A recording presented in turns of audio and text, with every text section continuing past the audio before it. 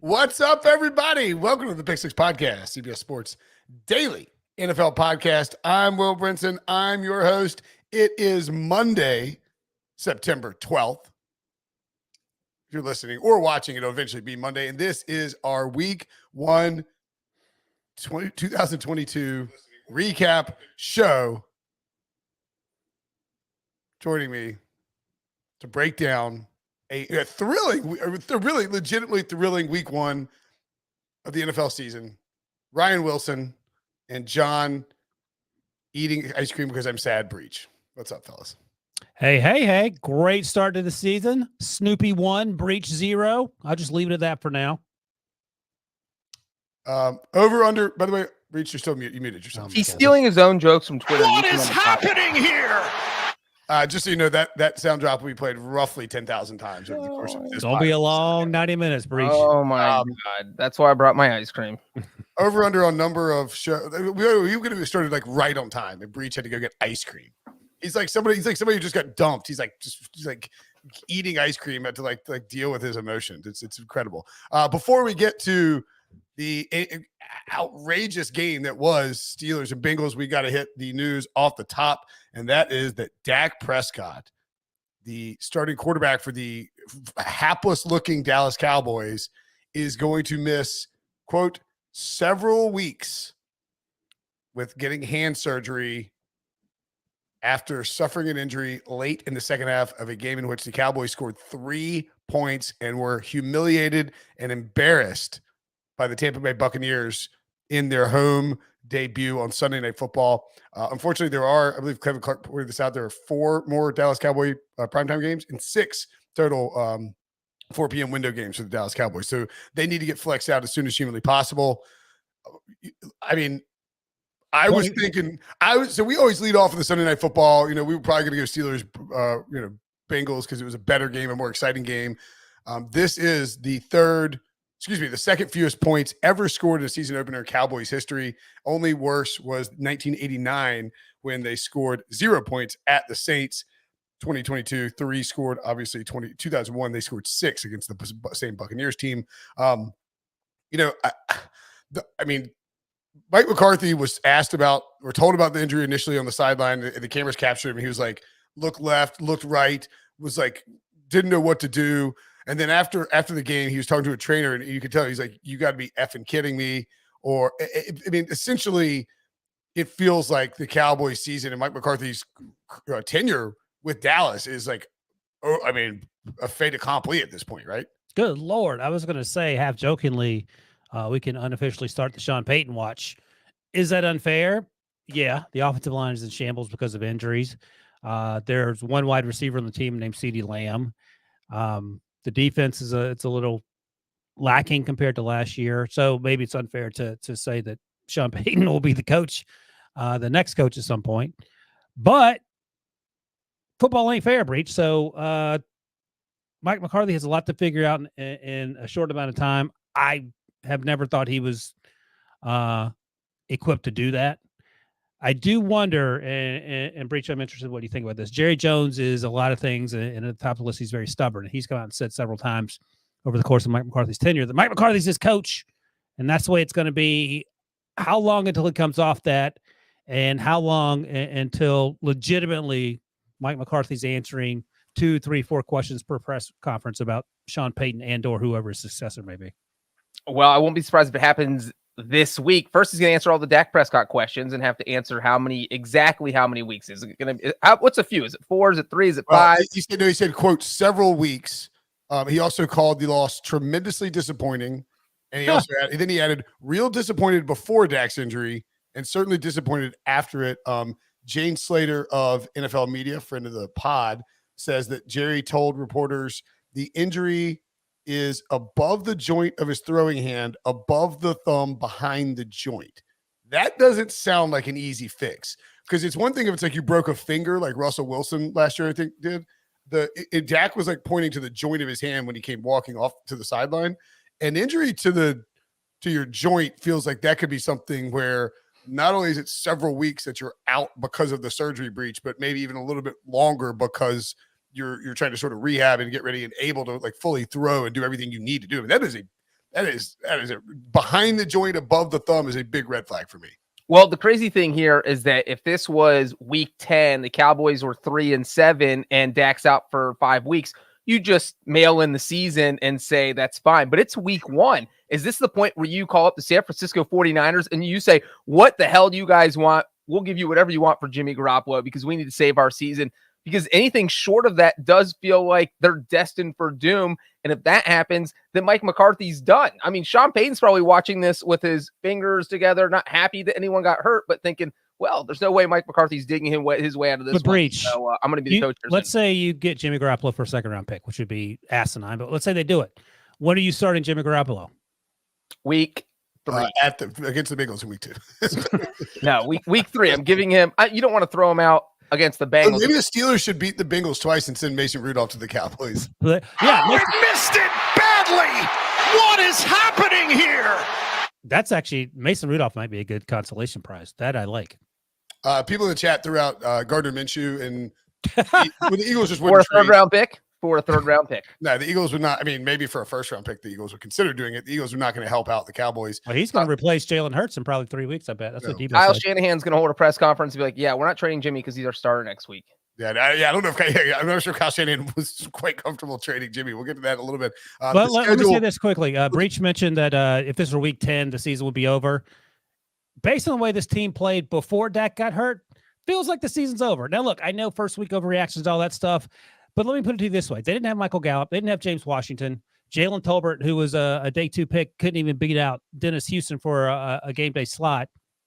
Let's say they have Jalen Tolbert and Michael Gallup and James Washington. What's the score of this game? If they have Jalen Tolbert and James Washington, it's like 19. And Michael Gallup. Let's say they have 19. They have actual receivers. 19-9. I don't know. That's my point. So the offensive line is a problem. The receivers are a problem. Tyler Smith did okay. Tyler Smith was fine. Tyler Smith was fine at left tackle, but the reality is because Tyron Smith is hurt, Tyler Smith can't play left guard. He has to play left tackle, and it just Connor McGovern apparently suffered an injury as well. He did suffer one. This team is not, even if Dak Prescott is healthy, the offense they're running, the receivers they have, and the offensive line that they're working with, this is not before Dak got hurt, it was like, well, I mean, this team doesn't feel like it's going to be a problem in the division. It doesn't feel like it's going to be any good. And wait a second, the team didn't feel like it's going to be a problem. Like they would still have a chance to compete. Is that what you're saying? I mean, they would technically have a chance, sure, but it didn't feel like a team that was going to threaten to do anything meaningful this season. Yeah, that part I agree with. Is it worth? I mean, I think it's probably 2 flukes because of the way that they both happen. But just worth noting, like Mike McCarthy, is this his 3rd year? Yeah, sure.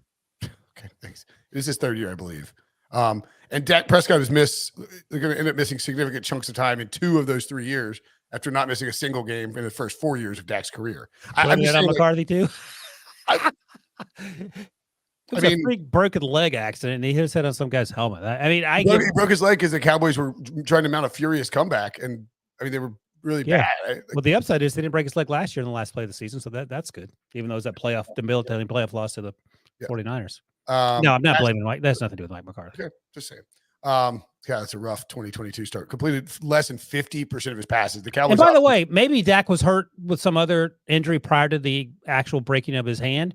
He looked terrible. Like he mentioned some discomfort in his ankle leading up to the game. He looked terrible. He was missing on easy throws. The interception was not a great interception. CeeDee Lamb dropped the ball early in the first half that he probably would have told you he should have caught, and I think we would all agree with that. But the other throws left a lot to be desired, and it wasn't like it felt like the Buccaneers at halftime said, you know what, let's dial this back to 60% because that's all we need to do to beat this team, and they did it convincingly. Let's run the ball 30 times in the second half and get out of here. Let's tell Leonard Fournette he's at LSU and that he's playing against Sam Houston State in week 1, and that's exactly what that looked like. Well, as Chris Collinsworth pointed out, the Buccaneers pounded the ball. Chris Collinsworth had 74 cigarettes for lunch today and gargled some gravel. Like, at least they addressed it right off the bat. Like, look, Chris is not sick. He's just, had to talk a lot for 2 days. Like, well, where's your voice, Tarico? It's fine. I'm a pro. Yeah, I mean, it didn't bother like Al Michaels and anyway. The coming hard at Collinsworth. I like Collinsworth. but he pointed out, the Bucs pounded Fournette in their into this Cowboys defense. I mean, Micah Parsons was awesome, and and who else? Yeah, exactly. He was like the learning bright spot. And then as soon as the Cowboys were forced to kind of stack the box and play single coverage, they just attacked with Mike Evans, and it led to that quick touchdown. The only touchdown scored in the third quarter, I believe, of the game. And I mean, quite frankly, it never felt like the Bucs weren't great, and they never pulled away, obviously, but it never felt like the Cowboys were. They felt like they were pretty good, and like I said, I think they took their foot off the gas. Yeah, here's the Cowboys drive chart: field goal, punt, interception, punt, end of half, punt, downs, downs. They had one drive that was more than 50 yards. They had 4 first downs on their first drive and 1 first down on their last drive of the first half. Well, and that's the amazing thing is that, the first drive is the one you script. So clearly Mike McCarthy's like, ooh, I know how to beat this defense. And then just whatever he decided he was going to do on the first drive, threw everything out the window, or the Buccaneers adjusted. And it was just, I mean, it was embarrassingly bad. That's how bad the Cowboys were. They could not do anything. It really felt like once the Buccaneers went up 12-3, there was no way Dallas was winning at 12-3. You know what? It was 19-3. Is that right? Was it 19-3? 19-3 final. Yeah. Yeah. So here's the thing. I had this thought: 19-3 is 16-point difference. So if they had scored a touchdown miraculously, I was convinced that Mike McCarthy was going to kick the extra point and make it a three-score game. So it's probably one less thing he has to worry about, that he didn't score a touchdown there and refuse to go for 2 to make it a 2-score game. Breech, give me one positive the Cowboy fans can hang their hat on to take away from this game, other than Micah Parsons. You get a 7-day break from watching Mike McCarthy coach. The correct answer is you play the Bengals next. That's the correct answer. How about Zeke Elliott averaging 5.2 yards per carry? Yeah. Also worth noting, if you're going to have Dak Prescott drop back, let's have Zeke Elliott be the pass protector, not Tony Pollard. Tony Pollard can't block, and you're paying Zeke all that money anyway. It's like they didn't even think this through. It's like a week 2 preseason game where you didn't script anything and you just roll the ball out there and said, all right, let's see what happens. And you really feel bad. Like the Cowboys defense busted their butt. I mean, they weren't great. They came up with some key sacks, got an interception. And like you just said, Micah Parsons was lights out. But I mean, the Buccaneers were moving the ball at will until they got in the Cowboys territory and got forced to kick field goals. But it was just an ugly all-around game for Dallas. Let me ask you this. Is there any chance that the Dak Prescott injury Can't wait to gives Mike McCarthy an excuse here? Sure. He had the same excuse. What? Yeah, 2 years ago or last year, whenever Dak got hurt and Andy Dalton had to play. You haven't. It doesn't matter. Like, the NFL isn't fair. If Sean Payton, hypothetically calls Jerry Jones and says, "Hey, I'll coach even if Dak's hurt," you think Jerry Jones will be like, "Oh, no, this is Mike's job. He's hit a string of bad luck." Jerry Jones is 78. He ain't waiting around for another 10 years for Mike McCarthy to figure it out. Yeah, I mean, I think with Sean Payton out there, and who knows, maybe it's someone else. We keep bringing up Sean Payton. Sean Payton feels pretty. I mean, Sean Payton, Jason Garrett was definitely trending on Twitter. Maybe he'll come back. Let's see. Oh, well, we'll talk about it later. The Dolphins won, so I think Sean Payton's out on the Dolphins. They look good. I don't know that the Dolphins can hire him. And he's out on the Chargers because they won also. So Right. literally, by the process of elimination, we only have the Cowboys left. Was Sean Payton in on the Chargers? He just So wants the a quarterback. reports were that he only wanted to coach the Cowboys, Chargers, or Dolphins. He needs a quarterback, and he ain't trying to reinvent the wheel. Yeah. By the way, before we end the podcast in 3 hours, let's remember. I think we should do this every week. 3 minutes. Every week we should do like a quote unquote pick 6 podcast coaches poll of where we feel we are with our Super Bowl picks. I feel pretty good after this week. Oh God. I'm pretty glad that I picked the Eagles over the 49ers. We'll get to that. We don't have to get to it now. Just keep it on the to-do list. I think. I mean, I'm not trying to say that Mike McCarthy gets an excuse. I'm just saying that, like, if your quarterback is hurt because of a fluke accident or a freak accident, maybe This ain't high school. I'm just Right? I'm just saying that changes things. But it's also like, all right, Dak's been hurt twice in the last 3 years under your watch, Mike. Yeah, they're fluke accidents, but you know what? We prefer someone who doesn't get his quarterback hurt all the time. Donovan Smith got hurt. Chris Godwin got hurt early on. Mike Evans was banged up, but he came back. Didn't affect Tom Brady and Todd Bowles. Sure. So take that. Me? No. Brinson, Breech is the Breech bot 3000. He's been awfully quiet about that too, by the way. Did you draft the Cowboys as one of your Super Bowl teams? Yes. What is happening here?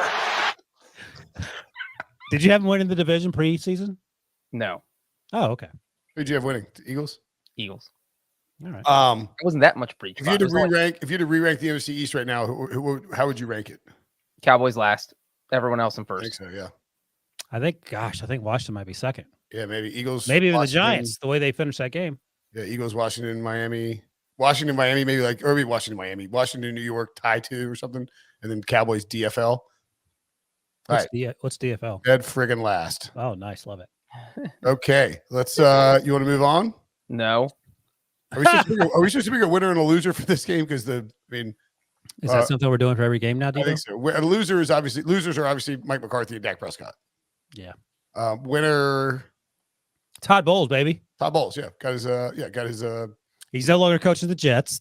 I love the look of Bruce Arians sitting in the box with his little see-through glasses on, staring into that million-mile stare, thinking about cheeseburgers or whatever. Not having. he's like, I cannot believe it rained and I couldn't play golf today. Yeah, he's like, I'm so glad I have to deal with Tom Brady. Yeah. So we'll say Todd Bowles winner.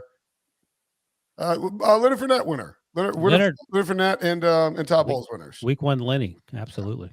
You don't need to remind me about the Dolphins in the chat. And Jake Camarda is a winner, Breech. We will get there. He hit the scoreboard. He hit the scoreboard. Speaking of taking L's, it's that time. On Sunday afternoon at 1:00, 2 longtime AFC North rivals took to the field. Oh, actually, somebody in the chat asked about Julio Jones. Julio looked pretty good. Yeah. I'd be looking at Julio in fantasy for sure. These 2 massive rivals took to the field. The Steelers and the Bengals. The only thing stopping Joe Burrow from eviscerating Pittsburgh, laying claim to the throne in the North, destroying Ryan Wilson's hopes, were Mitchell Trubisky and the impossible idea that legendary kicker for the Bengals, Money McPherson, could miss a kick. Oh, he missed it badly. What is happening here? Absolute chaos ensued as the Steelers beat the Bengals 23-20 in overtime. We had a group chat going, and Breech was completely AWOL until he finally picked up his phone. I have an inkling that you were seeing the messages and we're waiting for the Bengals to pull a win out of their ass and deliver a text that was like, "Suck it now, losers," because we were making jokes about you getting tattoos and. There was no point I thought the Bengals were going to lose that game until McPherson missed the 29-yarder. Even when they were down, 17-3, it was Burrow's not going to turn the ball. I don't even want to talk about this game. I'll let Wilson have the floor, and then I'll respond. I'm with Breech. There was no way that the Steelers were winning that game. I didn't watch the entire game. I was watching Red Zone, and I had the Dolphins Patriots game on the other channel. So it was sort of liberating in a post-Big Ben world not to have the expectations that you're going to win that game, especially after getting curb stomped twice last year. And then I see the scroll, and it's 7-0. I'm like, oh, that's weird. There's no way the Steelers scored in their first drive. Wrong. It was a terrible pass from Joe Burrow. I'm not sure if it's his fault or not. On the replay, right to Minka Fitzpatrick. And that was just the start of things. He had 4 interceptions, 2 fumbles. The last fumble was recovered by Samaje Perine at the end of the game, where if you were allowed to move the ball forward on a fumble, they could have kicked the field goal, and potentially Wilcox would have gotten his head out of his butt long enough. Not his fault. Let's be honest. Backup tight end is not expected to be able to snap the ball consistently. That's an incredibly tough job. But anyway, the point is Evan McPherson would have had an opportunity to kick an Evan McPherson makeable field goal at the end of almost near the end of the overtime there. But instead they had to punt. And Breech, I'll just ask you this. And Zach Taylor had a semi-plausible excuse, but they punted with 15 seconds left on the clock. And instead, our buddy Paul Dana wrote about this for The Athletic, who's covered the Bengals for a while. Instead of just taking the delay game penalty from midfield, he gave the Steelers an extra 15 seconds in which they used to get into field goal range eventually.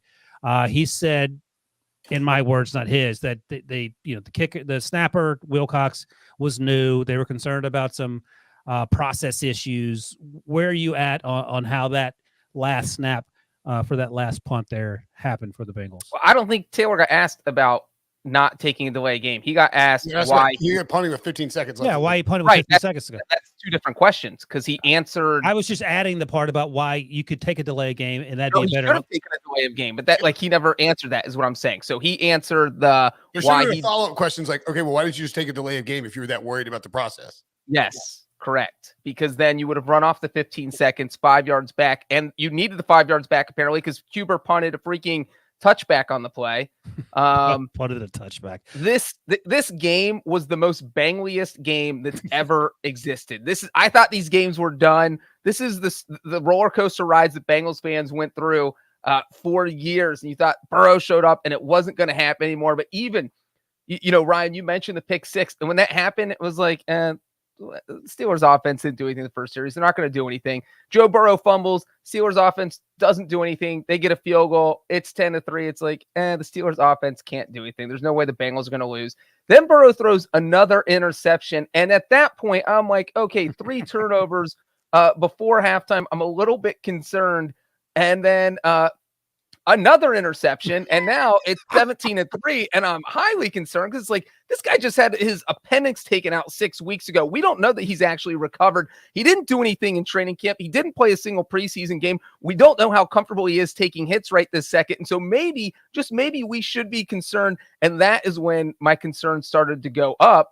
But then when they made it 17-14, I was like, all right, this is in the bag. This is over. I don't know what the final score is going to be, but we're going to laugh about it on the podcast. Let me stop you quickly, Breech. Early, I think it was in the second half after one of his many, many turnovers. The Steelers had the ball third and goal from the 2, and they didn't convert his 4th and goal from the 2. And Tomlin, in the most Tomlin way ever, kicked the field goal there. And I said, you cannot kick field goals against a team like the Bengals who can put up huge points on you in a hurry. But, Thomas got to take the points. His defense is playing well. I'm sure those are all the talking points. So I foresaw what was going to happen, but go ahead, continue.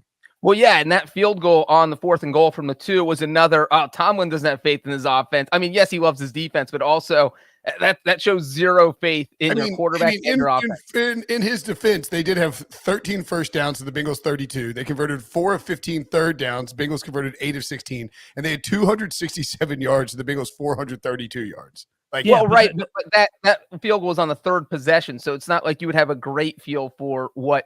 I mean, he watched a bunch of practices and all through training camp, so maybe he does have a great. You have somebody named Najee Harris, by the way.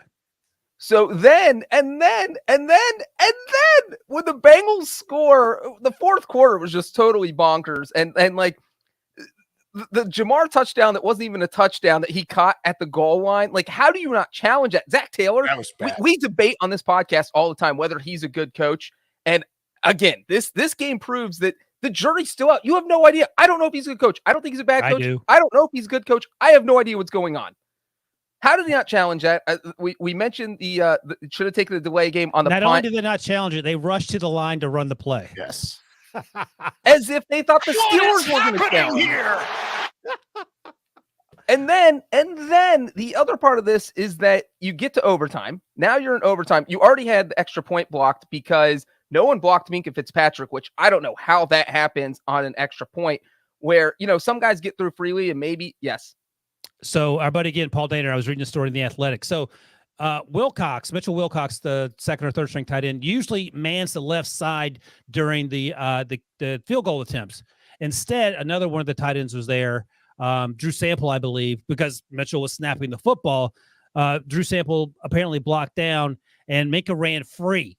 So you can speak this more than I can, Breech. But when you saw the snap, it looked like it was a typical snap from long snapper to holder. Looks like it's a 95-mile-an-hour fastball. This looked like an 80-mile changeup. So there was that, which probably took off the rhythm for Evan McPherson and Huber, the holder. And then that allowed an unblocked Minkah to get there and get his little fingernail on it. And all those things together, I think, well, obviously they did lead to the result. So I think the fact that Wilcox couldn't block on the left side, which he typically does, Minkah unblocked, change up, block kick. Right, and even on an extra point, it's tough to block a kick, even if you have a lane, because it's an extra point, and it's not even that the rhythm was thrown off. It's the, as you said, Ryan, the changeup, because it went, 3 miles an hour slower, and it got back there 3/100ths of a second slower. Minka Fitzpatrick said, "I only got a fingertip on it." So if you have Clark Harris, the normal snapper, in there, and it literally goes 3/100ths of a second faster, it was the slowest snap. It was like a little, it looked like a changeup coming coming up out there. Yeah, I literally just said changeup. Then he had the high snap on the missed field goal. Okay, and then the missed Did you field just wake up? Where's Brinson been? I've been letting you guys talk about this game. the I was missed just reading the field goal. playlist to figure out where they were on the field when they threw the Oh. chase thing. They didn't. Challenge. Okay, There's so a now 12-yard there's a 12-yard pass. You should have challenged it. let's get to, yes, he should have. And, the thing is, there's less, if you challenge, you get the touchdown there, because I know I've seen some people on Twitter say, well, it didn't matter because they eventually got the touchdown. The game ended up in overtime. But It matters. If you have your backup long snapper trying to snap an extra point with 2 seconds left versus 2 minutes left, there's a huge difference. There's Also, a lot you less had pressure. 2 minutes left, you could get a field goal to win the game in regulation. Exactly. So it's absolutely a huge difference that they didn't challenge it. It's insane that they didn't challenge that. And then the field goal in overtime that McPherson missed from 29 yards, the Bengals tried that on 3rd down, which is common in overtime if you think it gives you you have a safety net in case there's a bad snap, which ironically enough happened. If it is a bad enough snap, like if the snapper rolls the ball to you, the holder's just supposed to spike it, and then now it's 4th down, and now you can try it again. But with the way that Morgan Wilcox was snapping, why would they take the ball out of Joe Burrow's hand? Just keep trying to score the touchdown. Don't let your snapper on the field. It's not, like Evan McPherson can't kick a ball. They kick the football back there. Oh my gosh. Okay. What about they kicked that field goal from the Pittsburgh 11 on 3rd and 8. So what about this though, Breech? You should have taken one pass play, gone to Jamar Chase, try and get a first down, or you even get the touchdown, and then you don't have to worry about it. And you began it. I thought you were going to end it. Why didn't Huber just spike that snap? Because it was right at that spot where it wasn't a horrible snap. It was high. You should be able to get a high snap down. And I think Huber put it down because his thinking is this is 29 yards. McPherson's probably going to hit this, even if you get, because it was laces all the way in. I mean, Huber just grabbed it and put it down. He didn't have time to rotate it. And he's thinking that if you were watching that game and you saw where he caught the ball, you're like, he's missing this. There's no way he's even going to get it up. But it's like a hook or a push. Yeah. I joked in our text thread that, that was the play of the game, because if that ball goes over his head, the Steelers are going to walk in a touchdown. Yeah. And then Chris Boswell's 55-yarder hits the upright. The loudest doink of all time. First of all, he Tim Wakefield it. It goes outside. It looks like it's going left. It comes back inside, and then it squarely doinks off the middle of the upright. And that was a encapsulation perfectly, explaining what this football game was all about. Yeah, that game was a knuckleball field goal. So then Burrow was sacked on the 3rd down and fumbled. That was the play where P. Ryan tried to advance it, couldn't. Yeah. They have to punt. By the way, I never remember that rule, so I was like, "Oh my god, he's going to score a touchdown." And I was like, "Why are they bringing it back right now? This is crazy. I never remember that either." And then eventually, God, it was like there's no way Trubisky's going to get them in range. This is just going to be a tie, and somehow, yes, there is 53 yards later. 53 yards. What about? Hold on. What about that one-handed grab by Deontay Johnson? Who that was wild. They refused to. By the way, again just watching the game not super closely, and just on the broadcast, it looked to me like Mr. Trubisky looks at one guy and he's going to throw to that guy no matter what. I'm sure Bears fans can confirm whether that's the case or not, because there were guys that were moderately more wide open than the players he was missing to. But he made a big play there. So when Deontay Johnson caught that ball, Breech, what was your win probability for the Bengals at that point? Was that right after they got the ball back? Yeah, the first play after they got the ball back, I believe. No,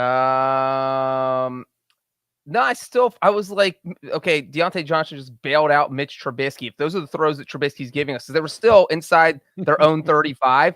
And so in my head, I was thinking, if he's throwing like that, the Bengals going to pick one of these off, and then McPherson's going to. I literally was still confident it was either going to be a tie or a Bengals win until I think he hit Freiermuth for a 25 or 26-yard pass, and at that point, it was like, okay, well, this is over. Yeah. And it was crazy too, because that's going on. You had Houston and Indianapolis going on as well. And it would have been the first time since 1973, I believe, where there were 2 ties in a single week. of an NFL season, or I think that was a stat.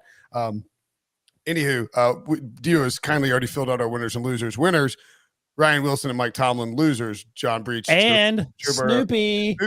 What do you think is more likely, that this was caused by Joe Burrow having his appendix issues, or that it's the curse of Snoopy? 100%. Like, you've gotten this tattoo, and now the Bengals are going to be destined to never do anything meaningful again in the Joe Burrow era. You know what's crazy is that at halftime, me and Brinson talk about our point spreads for week 2. And the look ahead line at that point for Cowboys Bengals was Cowboys favored by 2. And I was going to pound the Bengals. And I was like, I'll just wait till I get everything together. And then Dak got injured. The line disappeared. And now I just want to cry. Chris Thomas in the chat asked, are we worried about Joey B? I will say this, that if you listen to the Picks Pod, on Friday or Thursday afternoon or Friday morning in the audio version, Pete Prisco talked about how when he was at Bengals training camp, he thought Joe Burrow looked, quote, frail, and that he's a huge Burrow homer. Yeah, and he's like, he wasn't knocking him. He's just like, this appendix thing really set him back. So I think that the Bengals are going to try and run the ball. That's why I like the Steelers in this game. One of the few picks I actually got right. But anywho, before we move on, a couple things worth noting. What is happening here? I wanted to point out the one Breech win of the day. Featured at halftime. You got that, yeah. Who is Cincinnati's all-time leading scorer? This is shown at the scoreboard at Jim Brown Stadium. At Mike, what's the name of the stadium? Paycor Stadium. It's on the picture, Wilson. It was Paul Brown Stadium. Now it's Paycor. Paul Brown. Sorry. Like Chad Johnson is the guy that they threw in there to like try to, or they're like, hey, it's definitely not a kicker. Here's 3 kickers. Shane Graham, Mike Nugent. I can't believe they gave my dad a shout out at halftime. What is happening here? So that's a win for Jim Breech. Still a loss for John Breech. Worth noting, other losers. TJ Watt may be out for a while. I think Steelers are in trouble. The Steelers. No. The Steelers are in trouble before this game. The only thing that saved him was Joe Burrow throwing 55 interceptions. Right. Najee Harris hurt his ankle/foot. That's an issue.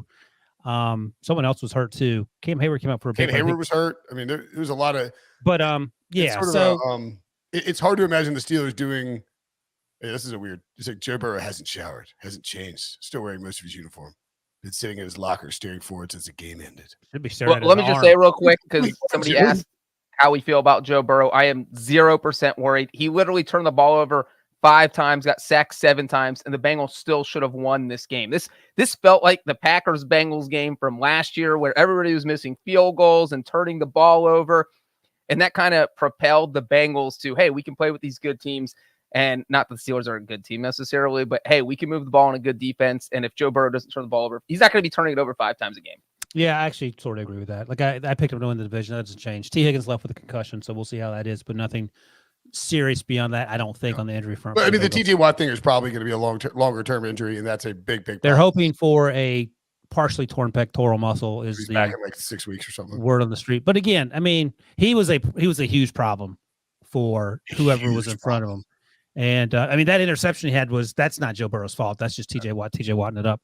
But all right, let's by the way, if you're watching on YouTube right now, smash the like button for us. Hit that like button. Let's get it up. Debo will probably give something away. Maybe Breech will eat ice cream with your Steelers host the Patriots next week with a banged up Mac Jones too. So Patriots -1. Yeah, we'll get to that. The Patriots have some concerns. You know who has concerns? Maybe the Green Bay Packers. What are those concerns? We will tell you coming up after the break. Next.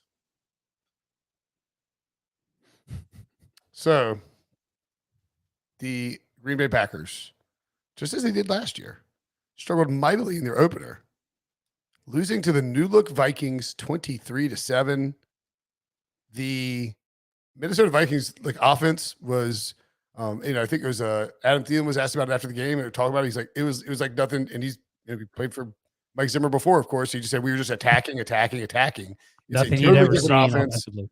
And the defense was dominant too. They basically shut down the Packers for much of the game. After losing 38-3 to New Orleans and Jacksonville last year, they lost 23-7 in this game. Rodgers 0 touchdowns, 2 turnovers. Better passer rating than last year, but not great. And then after week 1, he certainly, in week 2, as I pointed out to Breech at the halftime show, they smoked the Detroit Lions in their home opener. They get the Bears in their home opener coming this week as 9.5 point favorites. It's not a stretch to suggest that they will roll the Bears. But as Breech pointed out, Ryan, there's no Devontae Adams, and that does appear to matter in the early going of this season for this Packers offense. Yeah, you know what the Cowboys and Packers have in common?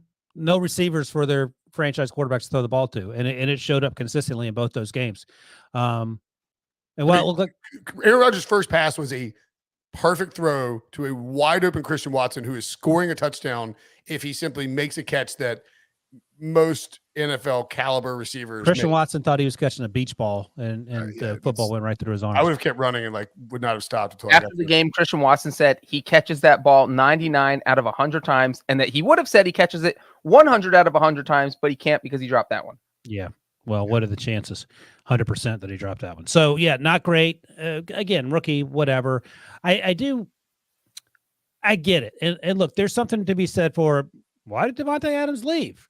And he knew that Aaron Rodgers was coming back when he decided to consummate that trade to the Raiders, number one. And number two, how good is it for these young players that Aaron Rodgers is making stupid faces on the sidelines and ranting and raving and acting like an idiot because things aren't going his way?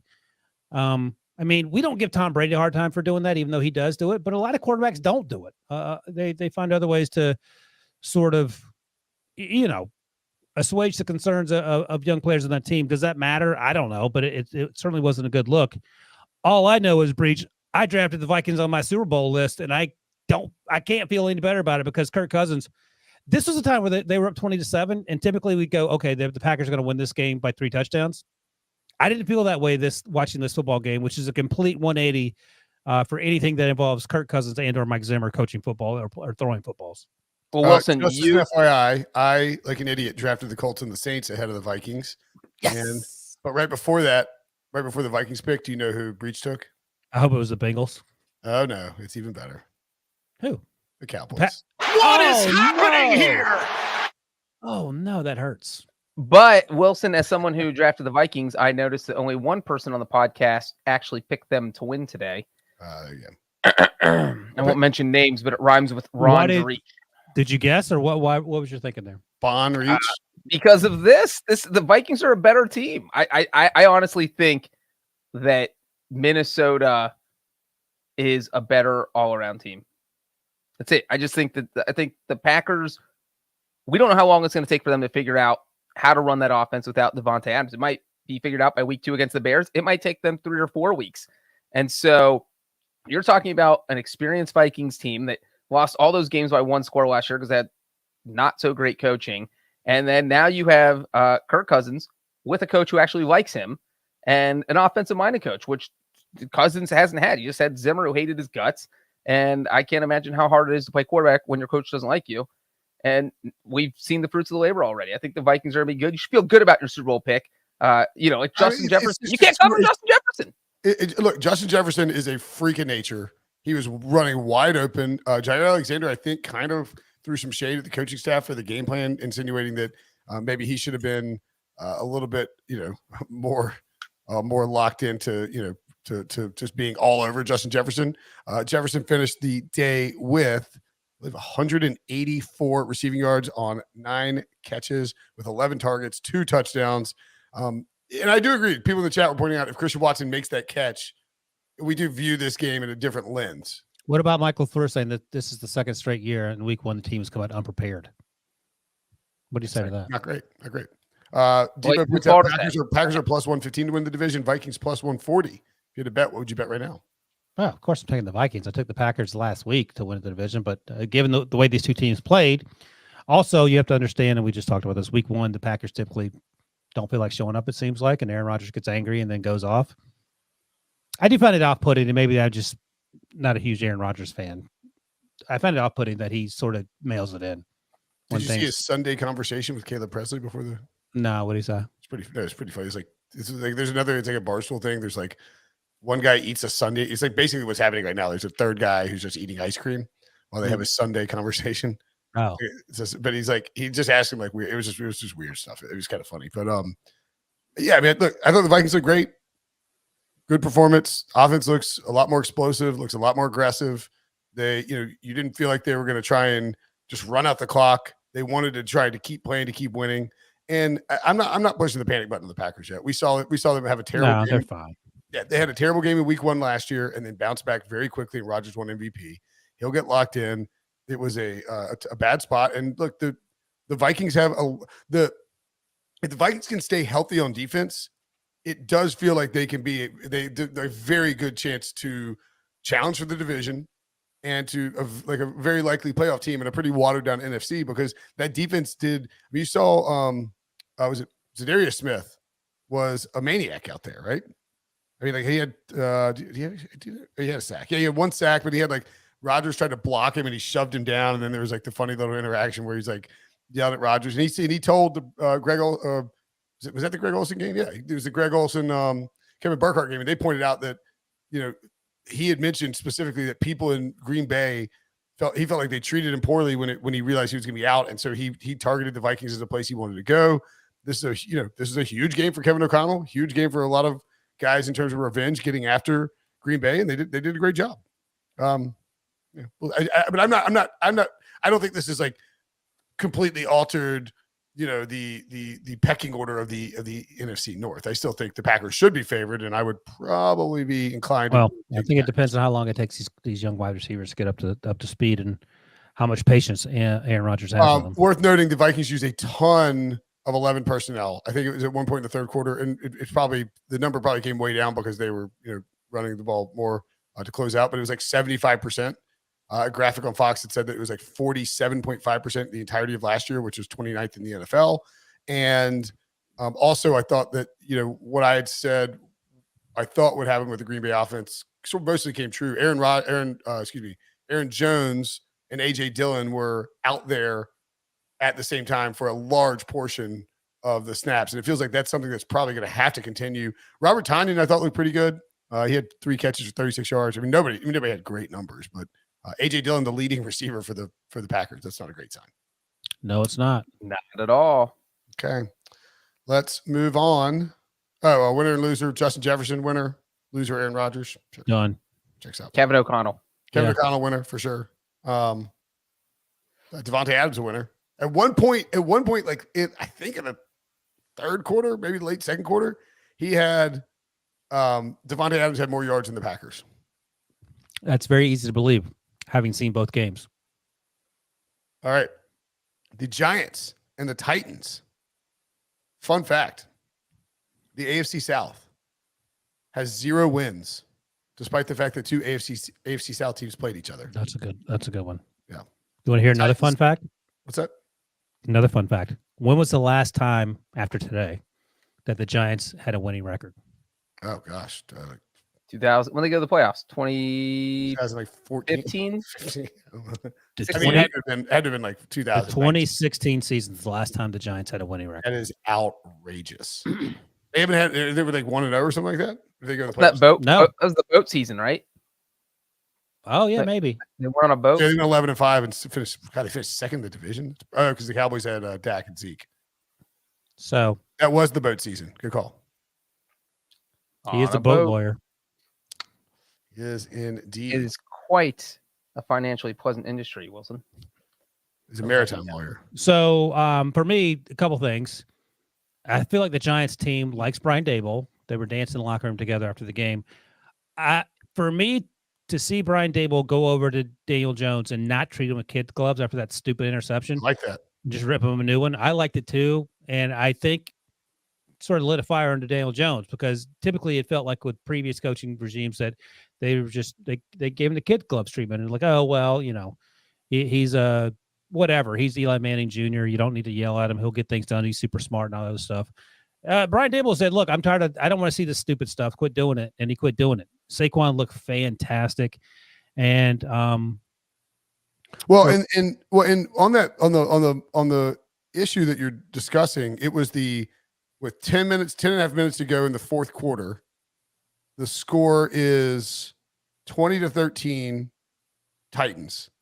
They muff a punt and the Giants get the ball back on the Tennessee 11.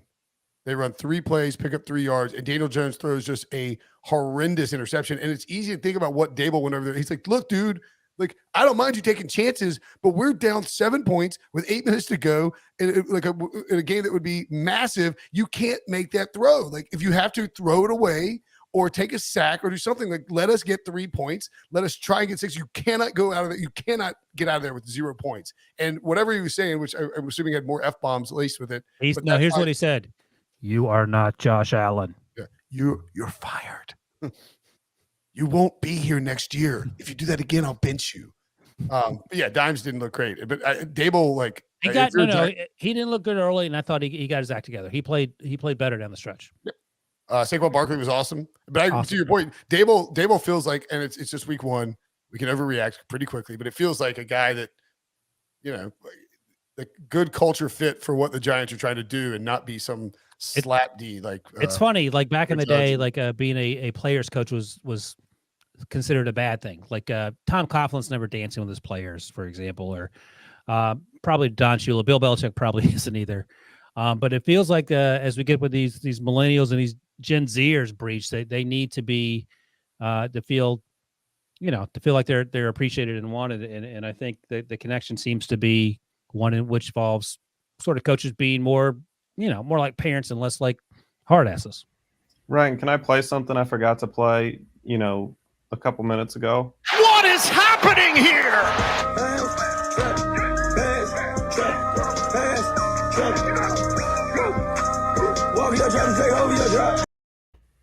Breech was. I'm glad that video covered my face, so you didn't have to see my reaction to it. Good job. My God. I was thinking about that clip too. If you're listening, that was Tama dancing with the team after the game, but we saw Brian Dable dancing with the team after the game, and our buddy Rob Arciero I think it was him that made the point that that's something that Joe Judge never would have done. No. Hey, by the way, Dable, did you see Dable? I don't know if you're listening to it, but he was like dancing. I didn't know what song it was, but he was dancing. He's like, now play some of that old bleep. Like, and then like they put on a Biggie song and he was like, sorry, he looked like he was about to start dancing again, like getting down. I mean, look, good for him. I don't know Dable at all, but I like Dable. I like the idea of Dable. This, the big, burly, bearded, like old school coach, Mm-hmm. Well, I mean, the crazy thing about this game is that it literally felt like the Giants had a 0% chance winning it at halftime. Titans were up 13-0. New York had done absolutely nothing. I mean, their offense was just dead in the first half. And then I don't know what rejuvenated Saquon Barkley, but he just went off in the second half. He had over 100 yards on just 2 runs. The Giants got the ball in the second half on their first possession, and Saquon had like a 68-yard run. Yeah. 68-yard run that set up their first touchdown. And it looked like he was going to score too, by the way. Yeah. And then he got tackled, I think, at the 13. The 4. Something like that. And then the game-winning touchdown drive, he had a 40-yard run, and that really is what set them up. So those 2 runs basically won the game for the 10. I'm sorry. The Giants. He had a 40. And the thing with his long run on the game-winning drive is that he actually had the ball knocked out, and it was on the ground, but then it rolled out of bounds, so the Giants got to keep the ball. And then they drove down and got the touchdown. Not only did they do the 2-point conversion, which, big onions for Brian Dable to do that. And I was like sitting there thinking, watching it. It was like, I texted to somebody. I can't remember if I said it where I said it. But it was like, if there's like a minute or less left in this game and they score, like Brian Dable's got to go for 2. You're on the road. You're a huge underdog. It's your first game. Like, don't even mess around. Just try and go for 2 and win it. And then, of course, the Titans end up having a look for Fat Randy. Oh, we missed! Another week one. That's not for today, but that was Randy Bullock. It is another week 1 disappointment. 7 yards. The Titans, literally, Ryan Tannehill drove them down, got them into field goal range, and Randy Bullock missed a 47-yard field goal. Do the Giants? I mean, I know we mentioned them with the Commandos, and we'll get to that in a minute. But it's like, do we think no. You don't think the Giants have a chance at winning the division? As Breech mentioned, for the first 2/3 of that game, they look like the Giants. Yeah, they look. I mean, they couldn't do anything. Nothing. And I'm glad they won. It was a huge win, moral victories and otherwise. And I think that team now has some confidence. And they do have some good players on the team, and I think it'll come together. This doesn't feel like the year where it's going to come together. Although, you know what's crazy? Their next. Are we going to say the same thing? We are. The schedule? Yeah. I mean, they're Panthers at home. It's 3 straight home games. Panthers, Cowboys with no Dak, and the Bears. That The Giants could be 4-0. I wouldn't flinch if the Giants were 4-0. You would flinch. And then they go to London, and anything can happen in London. At the Packers in London. Ravens at home. At Jaguars. At Seahawks before they bye. That is. All right. Well, predict the record. I mean, I want to say that they're 5-3 going in that bye. I'm going to say 3-5. I'm going to say the Panthers are trash. The Cowboys are worse than the Giants as a roster right now. You're acting like if you had just seen the first half of this game, you would have guessed 0-8. I'm going to say 4-4. Yeah, so 3-5, 4-4, 5-3. We'll see what happens. I want to say 6-2, but I figured that. Go for it. You can say 7-1, 8-0. It's up to you. It's your podcast. If you are in the chat on YouTube, smash that like button. By the way, Zach asked in the chat if I was wearing an In-N-Out shirt. I am wearing an In-N-Out shirt. Thank you for noticing. Yeah, let's see.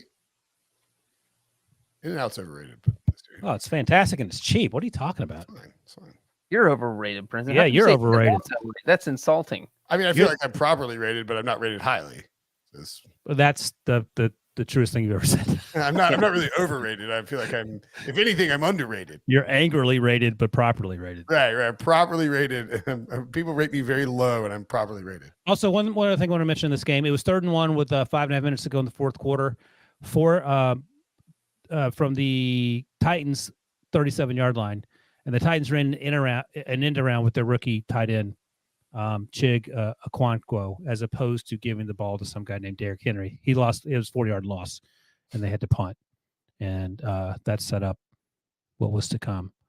Just a little chat consensus appears early to be that I am overrated, while also being rated lowly. Like I should be rated. I should have. Let me tell you something, people. You should have known Brinson 10 years ago. He is a new person. Over the last 5 years, ever since my theory is that ever since Robbie was born, you calm down a little bit. 10 years ago, he was a huge pain in the ass. So you people are lucky. Who do you think has a higher Uber rating? Me, I have a 5. Out of all of you, have a 5? I have a 4.9. I have a 4.97. How is that possible? You have a what? I believe you have a 4.97. You're making that up to try and cover it up. You have to show it. I'm gonna show it. Really? That's pretty cool. How do you have a 4.9? Me? Do you yell at the TSA lady? I can only imagine what you say to the. No, I'm like chatty and cool and like Ubers and like chatty and cool and modest. Yeah, I'm modest. 490. 490. Where do you find it again? Just go to my account. You have a 499? 490. Okay, I have a 497. I don't see. Yeah, I have to see that to believe that. I got 5 mugs. I can't see it. 5. Wow. 497. No kidding. Wait, Breech says you've only done one ride. Well, that doesn't say that. Doesn't say that. And if I did, then I was a horrible. I love person. that Brinson wants to brag about his Uber rating and he comes in last. And now he's in last place. No, I didn't think that backfired badly on me. Oh my God. What is happening here? He's the Evan McPherson of Uber riders. Oh my God. Oh, he missed it. I cannot believe we have more sound bites of missed Bengals field goal. This is like I have like 6 of my. I have like 8. a nightmare for me. I have like 8 options on this thing. And it's like they're all they're like all like, the highlight of Breech's season last year wasn't that the Bengals almost won the Super Bowl, is that they finally have a kicker and no more bad soundbite kicker drops. No. Jim in Florida is throwing out.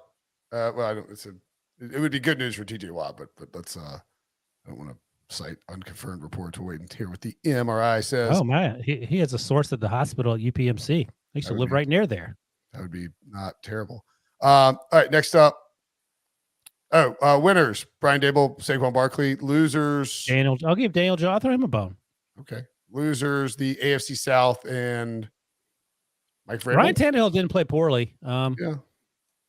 I was super down on him coming to the season based on the way the season ended last year. But it's golly, I forget how to talk. This was a huge loss for the Titans, only because it should have been an easy win, especially given that the Colts, the team that most of us picked to win the division, laid a huge turd. The leading receiver for the Tennessee Titans, K. Phillips. K. Phillips. Do you know what Mr. Phillips' first name is? I saw him out there. No, I don't know. Who is that? Oh, wait. It's not the kid from UCLA. Who is this? Kyle Phillips. Sounds like a South Park character.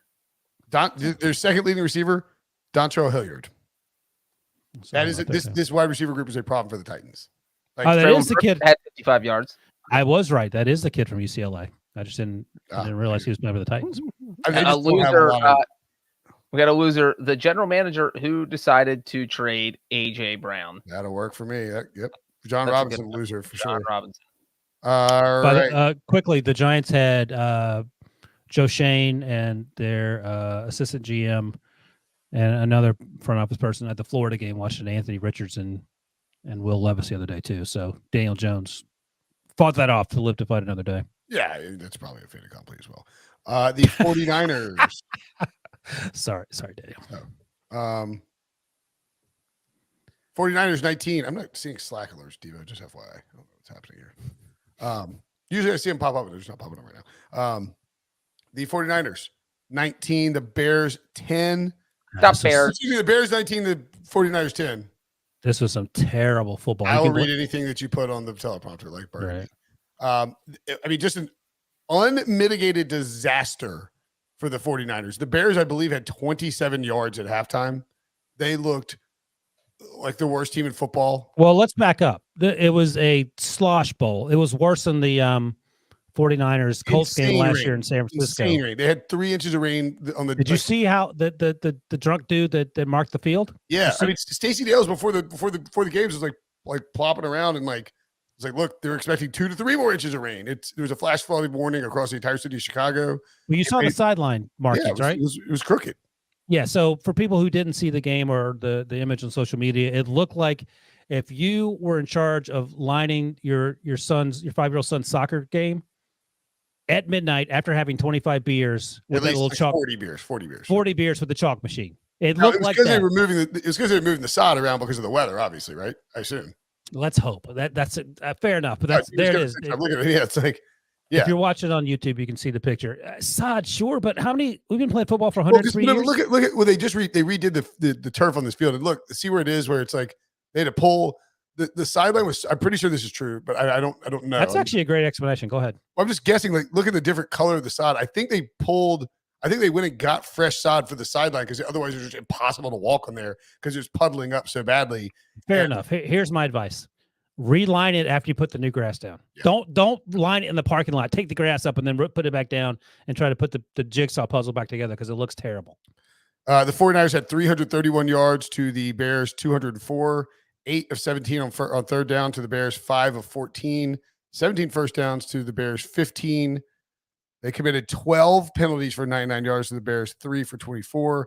I mean, this is a game that the 49ers should have with a 10-0 lead, and the Bears unable to do anything, should have gotten in the run game and ran downhill and finished it off. And instead, they coming out of the half, they kicked a field goal. Was it 7-0 at half? They come out and kick a field goal. The Bears answer with a 5-play, 57-yard touchdown drive. I believe they hit. Is it Dante Pettis, former 49ers? Yes. Yeah, former 49ers wide receiver. Did you see the so Justin's rolling left. The play was designed to go left. He looks right, and Dante Pettis is out there trying to fix the divots, and he throws a moon ball that feels like a pick six if you just see the quarterback throw the football, and he just moonwalks into the end zone. It felt a lot like the way the Giants game started for the Giants as for the Bears, like just hard to watch, terrible football, and then a switch was flipped.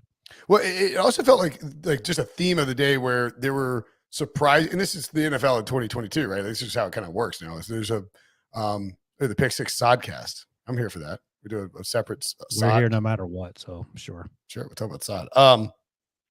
But it felt like the Niners didn't play great, but the 49ers, I mean, the Bears had punt, interception, punt. They had one drive over 25 yards in the first half.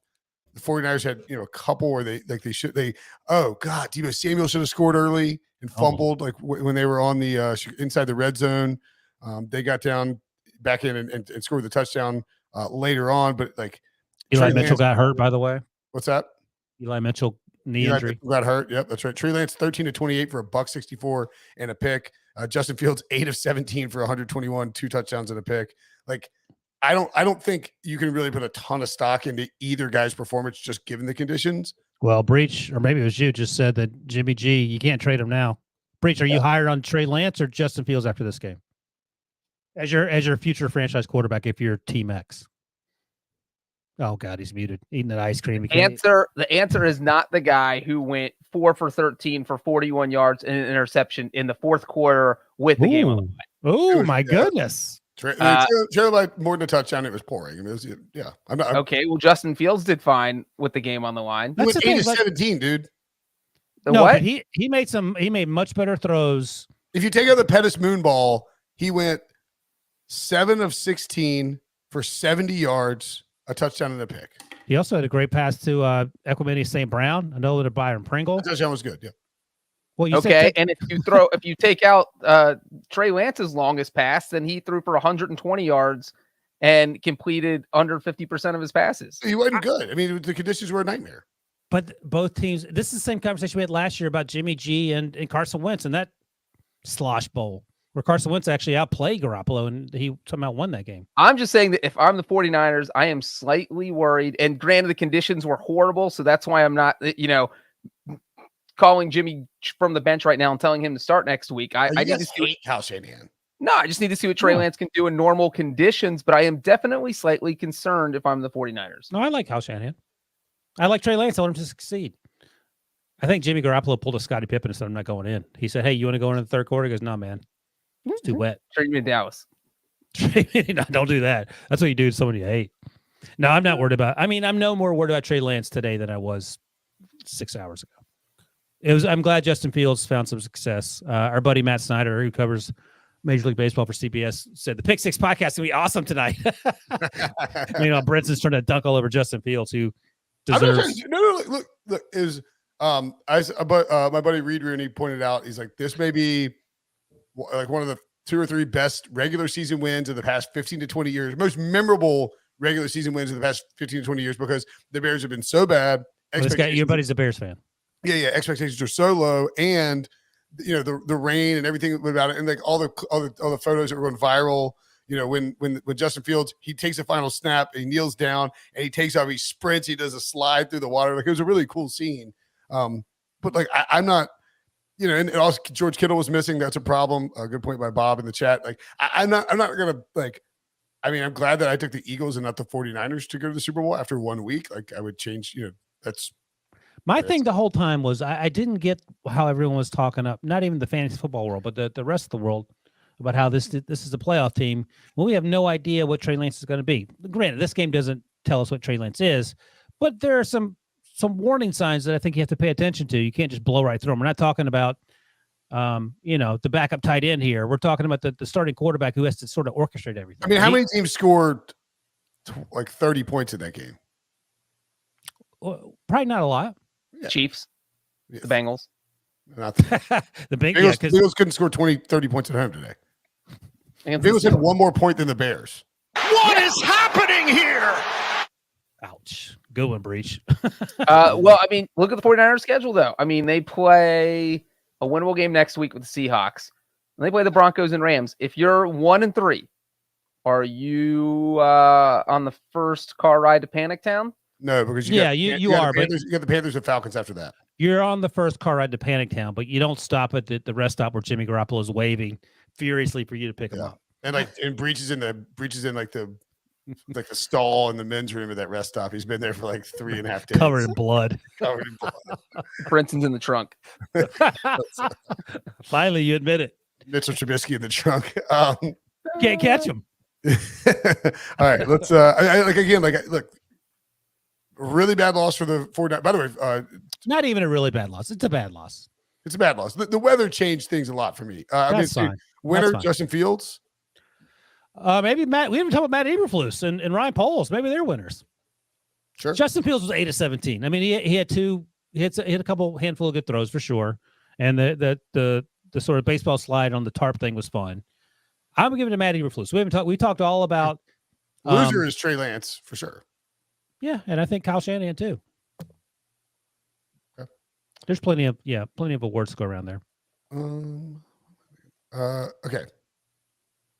So I think that if you are you play. So you have those 4 games you're talking about. Is that week 4? And then you have at Panthers at Falcons. If you are under 5, what would you say 1-3 after 4 weeks? If you're under 500 at that Falcons game, then it's time to panic. Yeah, but you're not making a move. No. You can panic. You can panic now if that's what gets you motivated. But Yeah, there are all those reports how popular Jimmy Garoppolo is in the locker room. And if You just love to start drop. You just hate the 49ers. I don't know what why. about Mike Silver's I report, don't Red? hate the 49ers. Why would I hate the You guys 49ers? did this last year. You guys want to jump all over Kyle Shanahan. You hate him. No, I have the It's 49ers. because they spent the entire second half of the season dunking on y'all, and now you're like, oh, here's a chance to go back after Trey Lance. This is ridiculous. Yeah, he's rewriting history. He's trying to make us forget. You have a tattoo that says "I hate Kyle Shanahan" on your back, Breech. You do. I don't have to show it to anyone. Why do you should hate Kyle Shanahan for a reason. Oh, what a weird flex. Okay. Kyle Shanahan allowed your buddy there to go to the Hall of Fame. You should be happy about that. Matthew Stafford. Oh, right. All right. Tell you what, let's One more, then we'll take a break. one more, then we'll take a break. Can I pick the game or not? What? Commanders 26, Jaguars 22. That's the one I was going to pick. That's a negative. You cannot pick the game. That's the one I was going to pick. And Joke's on also, you, the dude. final score is 28-22. Brinson's falling for the teleprompter again. Thanks, Jimmy. I think Debo's just playing. You don't ask much for the producer, but actually, Yeah. you ask a lot of the producer. 28-22, Commandos win over the Jaguars. I mean, talk about if you're a Washington football fan, you got the full Carson Wentz roller coaster experience in this one. The interception to Javon Walker was inexcusably on Carson Wentz. a interception on a screen pass. And the other one was just as bad, but then he was the Dumb and Dumber lines like, then you totally redeemed yourself. He looked like 2017 Carson down the stretch. Two absolute strikes. One to Terry McLaurin down the right side for a 49-yard touchdown, and then the other to Jahan Dotson for 24 yards. They took it 22-20, or no, sorry, they were down 22-20 after the McLaurin touchdown, and then the Dotson touchdown came with 1:46 left. Man, I mean, I kind of got invested in the Jags a little bit. I picked to win the division, and they could have easily won this game. I thought they looked pretty good. They didn't, though. A lot of teams should have easily won today, like the Bengals, for example, but they didn't do it. What is happening here? Hey, Debo, who are you more excited for after this game, Carson Wentz or Jahan Dotson? Both had great games.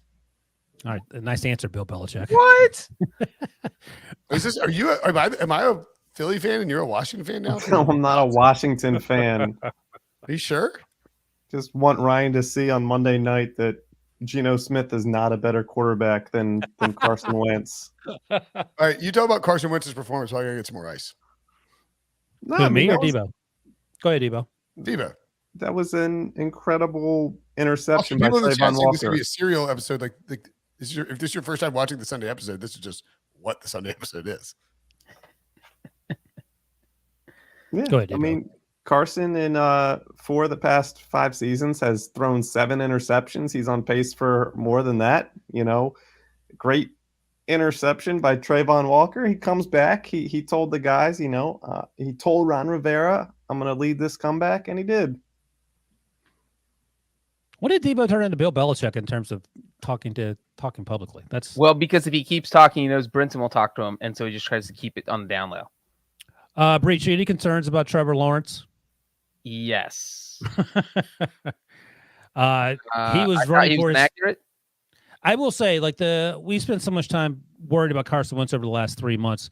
We forgot about how good this front four is for Washington, and they were lighting up Trevor Lawrence consistently, which may have led to some of that inaccuracy. Well, he threw a horrible interception to end the game. Okay. With just over a minute left. It was 3rd down and 11. You have 2 downs to get 11 yards, and you just throw an absolutely ugly interception. So his decision making, but also he didn't have a ton of help. I mean, Travis Etienne dropped 4th down pass on 4th and goal from Washington's 3. And that was ugly. So those two are not on the same page for whatever reason yet. But I really felt like the Commanders kind of dominated this game. I know 28-22 was close and that Jacksonville actually led late, but like Jacksonville got 10 of their points from 2 of Carson Wentz's interceptions. So it's not like their offense was out there running up and down the field on Washington. I mean, the touchdown drive they had after the Wentz interception was 11 yards. Their field goal drive after the Wentz interception was 19 yards. So basically they did nothing with these turnovers except go a short field. So I thought Washington was a much better team in this game. And if Wentz doesn't throw those 2 interceptions, they probably win by double digits easy. So more likely the Commanders finish first in their division or the Jaguars finish last in their division? Well, the Jaguars are tied for first, by the way. So are the Commanders. So go ahead and answer my question, Breech, before you so rudely interrupted. Is this the only game in the NFL where the winner and the loser are both tied for first? I guess the Giants and the Titans. It's a scoregami. Or no, the Jacksonville's not. The Jacksonville's not in first. They're not in first. Houston and Indy are tied for first. Right. Right. Tied for first. Pun intended. Update your standings, NFL.com. Ridiculous. That's the case, right? But yeah, I thought for Wentz looked 80% good. And those 2 interceptions came like right in a row on consecutive possessions. And that was it. That was his 2 worst throws. And like Devo said, Trayvon Walker actually made a very athletic, incredible play. There are a lot of winners in this game for me on the Commander side. I'm going to go with Curtis Samuel, who finally got a chance to play and showed up, had 8 catches, 55 yards, had a touchdown. That's a huge development for Carson, for Terry McLaurin, for Jahan Dotson. Antonio Gibson played well. Obviously, he's playing because Brian Robinson, his getting shot. Just I can't believe I said that out loud a few weeks ago. That's the whole reason they drafted Robinson, because they weren't crazy about Gibson. But he actually played well, 7 catches, 72 yards, and he led the team in rushing as well. So that was a win as well. A lot of winners for me on the old Commandos side. Dan Snyder still a loser. Yeah, I mean, look, I mean, if Carson Wentz plays like this for the full course of the season, the Washington Commandos will challenge for the division, and there will be lots of dunking on me, I assume. Let me ask you, who's a better coach? Who's a better coach, Doug or Urban? I mean, Doug Peterson's a big winner too. For like, just it's very cleared. Somebody says we're worried about Trevor. No, not really. Well, Breech mentioned that he didn't play great. Throws he should have made. If you're worried about Trey Lance, you should be worried about Trevor. I'm less worried about Trevor than Trey Lance. Okay. I mean, we keep saying that, but he keeps playing like crap. Wait, was he? I didn't think he was that bad. He wasn't great. Completed. What did he complete? Just over 50. 24, 42, 275, a touchdown pick. I mean, he wasn't great, but okay. Bless you, Breech. He definitely missed him. He definitely missed some throws. How can you not be worried about Trevor? Yeah, that's a great question. I mean, it's the first game of the season. It's a road game. That crowd was actually really good in Washington. That was kind of surprising. Who'd you pick to win this game? I think the Jaguars beat the Colts. If you picked the Jaguars to win this game, which I'm guessing you did, since you picked them to win the division, I would imagine you would have to be worried about the quarterback situation. Not a 10, but I mean, at least like a 4. CBS source tells me that only one person on this podcast picked the Commanders to win.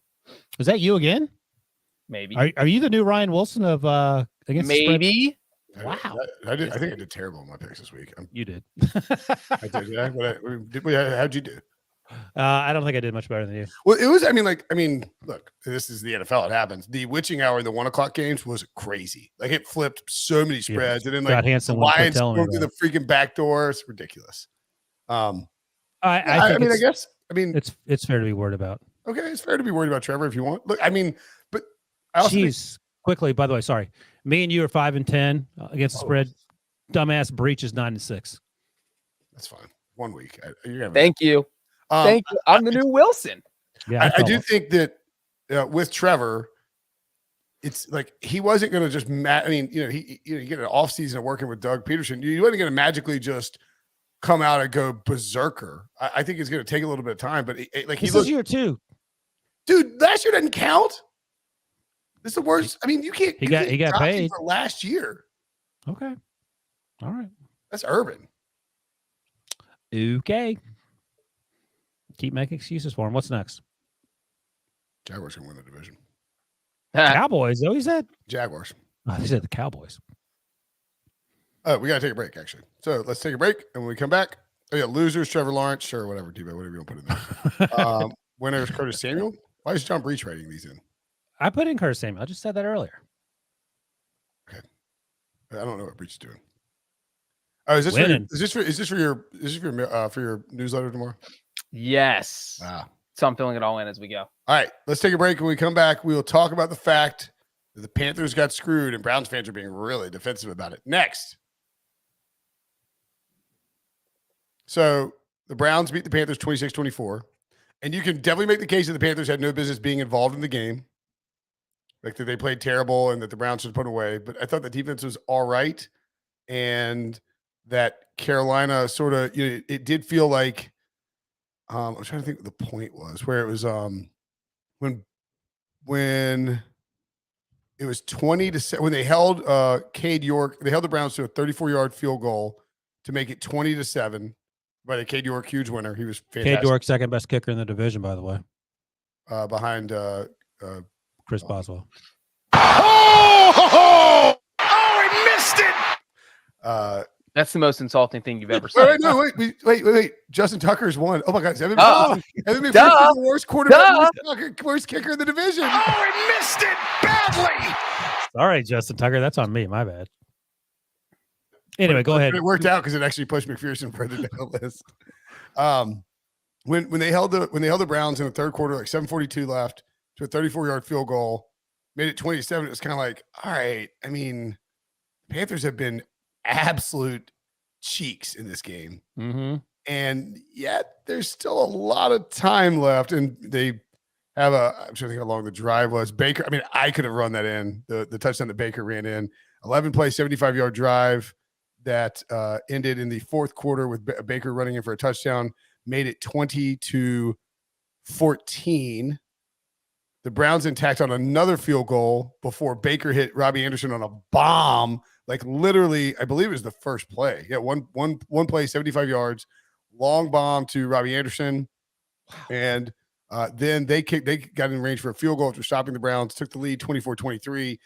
And this, this game was unbearable to watch for the It wasn't fun. The look-ins that I got, I didn't enjoy it. It was on my TV because local here, and it was pretty unbearable to watch. But the Panthers just kind of just hug in there. Did Jacoby Brissett outplay Baker Mayfield for 75% of the game? Baker was not good for much of the game. Okay, he had 4 fumbles. Okay, that's not great. I believe none of them were lost. You kept falling on them. I saw one of the fumbles where Christian McCaffrey ran the ball for 33 yards.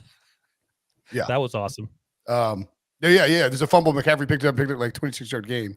I'm just gonna look at because the NFL Jesus says the halftime stuff. The Panthers had 5 first downs and 95 total yards at halftime on 27 offensive plays. It was real bad. So get to the controversy because there was a lot of it. So on the Browns' final drive, which ended up being a 6-play. It went 20 yards with 15 penalty yards. So 6 plays, 35 yards. That set up a game-winning 58-yard field goal from Cade York with 8 seconds left. First, there was a roughing the passer penalty. Oh my God, I saw the replay of that. I don't. And did you see what his head? But it's like there's no. And the official said there was whatever the term is for clear contact to the head. Clear contact to the head. I mean, I think that by the rule of the law. He didn't hit any part of his head. Did Brian Burns hit the quarterback with his head? No, he caught him with his hand, like near his head. But it was like while the offensive lineman was pushing him into the quarterback. Is that correct? It was a really bad call. That's a dog doo-doo call. Yeah, it was a terrible call. In that moment, they weren't done. What's that? And they weren't done. The officials. No. So then, and Browns fans have been yelling at me. Then the Browns go down there and they are trying to get in range, and Jacoby Brissett takes the snap. They have no timeouts, I believe, and he takes the snap and he's going to spike it, but he does like a fake spike because I thought, oh my God, he's about to throw a touchdown. Like he really did fake spike it. I'm just making sure. Yeah, with 13 seconds left because they had no timeouts, He fakes the spike, and then he takes a step back, and he kind of looks around. And there was a receiver, I think, who looked at him and was like, me, and then he actually spikes the ball. And the officials throw a flag for intentional grounding because the NFL rulebook states, this is Rule 8, Section 2, Article 1, Item 4 of the NFL rulebook. Item 4, delayed spike. A passer, after delaying his passing action for strategic purposes, is prohibited from throwing the ball to the ground in front of him, even though he's under no pressure from defensive rushers. That is 100% what Jacoby Brissett did. Do you know what the official said after the game to the pool reporter? I do not. After discussion, was it our pal Joe Person? Joe Person tweeted out, I'm not sure if he was a pool reporter or not. He said that the official said, quote, after discussion, we determined that stepping back does not disqualify the quarterback from spiking the ball, and we allowed him to do that by rule, end quote. I don't understand how he literally did step back, but he did a lot of stuff in between the step back and the second spike. Yeah, but it's like, I mean, I just don't understand how it looks like Joe was not the pool reporter. Huh, interesting. Well, I think they switched it up. On the roughing call, he said it was called because there was a forcible contact to the head or neck area. It felt like a ticky-tack roughing call, and then it felt like you threw the flag. This is, again, and I don't want to get onto this whole point for this game because I don't think these two teams are really going to mean all that much down for the course of the season. But did anyone in the NFL office buzz in and say pick up the flag? Is that still a thing? Yeah. Like, or was it just like they huddled up and they're like, there's not he didn't really do it. Because I mean, he definitely pretended to spike it. And like you burned, you burned. Which non-call was worse, or which call and non-call was worse? I think people are probably more mad about the roughing call. The one that bothers me is the one that is like by the letter of the law. That should have been a 10-yard penalty or a 10-second runoff. And I watched the Brian Burns thing 3 times. I didn't see him hit anybody in the head. Yeah, I mean, I thought both. I thought that the refs had and Browns fans' argument in my mentions were like, well, Browns fans have been getting screwed for years. So finally we get a break, and like, why are you trying to be a loser? I'm like, that's not. Whataboutism argument. Well, it's just like it was like that's not how that works. Like, I mean, sorry you feel like you've gotten screwed. Everybody gets screwed because the referees are bad. But it's like you ran over someone's dog. You're like, look, man, my dog got run over 5 times in a row. 10 dogs run over. So like, you get a Give dog. Me a break. You're due to get a dog run over. I needed, I thought it was. To your larger point, it was a tough game to watch, and I didn't watch every single snap of it. Christian McCaffrey called the roughing call a quote horrid call. Brian Burns thought it was clean. I'm just reading Joe Person's feed here, but doesn't blame the refs. And Shaq Thompson said they missed 2 calls. Obviously, they're both the ones we were talking about. I thought Joe actually, the title of his article for theathletic.com, or the tweet he associated with it, was there some bad officiating down the stretch? Yes, but it's time for the Panthers to stop making excuses if they're going to shake their losing mentality and snap the NFL's longest active skid. He's not wrong. Oh no, of course not. Just be better, and the officials can't take the game out of your hands. Don't fumble the ball 4 times. You can go on and on. What are the chances that Matt Rule should seriously consider that Nebraska job? I said that on a text. I was like, Matt Rule, sleeper candidate for Nebraska. I mean, that makes a ton of sense. I feel like David Tepper would be okay with that, and Matt Rule might be okay with that as well. It's because it would almost let him get out of there without being fired. Well, they would have to pay him though, unless he would agree just not to take the. I think he would agree to take less. Like he probably has offset money in his deal if he goes and takes Nebraska gig. But you talk about being worried about these other quarterbacks. You're not worried about Trevor Lawrence. You worried about Baker Mayfield? Or like, should Sam Darnold be thinking about getting loose? Sam Darnold's on IR, man. Oh, that's right. He has a high sprain. No, Baker's not going anywhere. Oh, Baker wasn't very good. Brown defense played pretty good. The big problem, Ike Ekwonu is a big problem in pass protection. He got worked by Myles Garrett. Back-to-back plays had 2, just giving up sacks. The Panthers offensive formation. I mean, that's a tough assignment for the first game of your NFL career. I'm not sure you can really judge them. Well, and I was going to say, too, the Panthers formation was like basically gave Garrett a free release, and they had a kind of a tight end set up like offset on Ike's left side, and he wasn't chipping Garrett. So it's like the tight end was kind of leaking out, and then Garrett's just coming at Ike and getting underneath him. Yeah, take it easy. I mean, that's Myles Garrett. No, okay. You're not worried about Trevor Lawrence, but you're extremely concerned about Ike Ekwonu. Weird. He said himself before the draft that pass protection would be his main issue, and it was a problem in the preseason, and it was a problem in week 1. Yes, Myles Garrett is one of the best pass rushers in football, But if Baker doesn't have a good protection, then he's not going to play well. And that's true for a lot of quarterbacks, but Baker, we've seen that with the Browns. So I think it's perfectly fair to say that that could be a problem for the Panthers in a year where Matt Rule is probably getting fired if they win 5 games. I don't disagree with that part of it. This is huge, by the way, in terms of winners, Deshaun Watson, because that's one less game he has to win when he comes back. This is a huge win. Whether we thought they were going to win or not, I think I had the Panthers winning this game.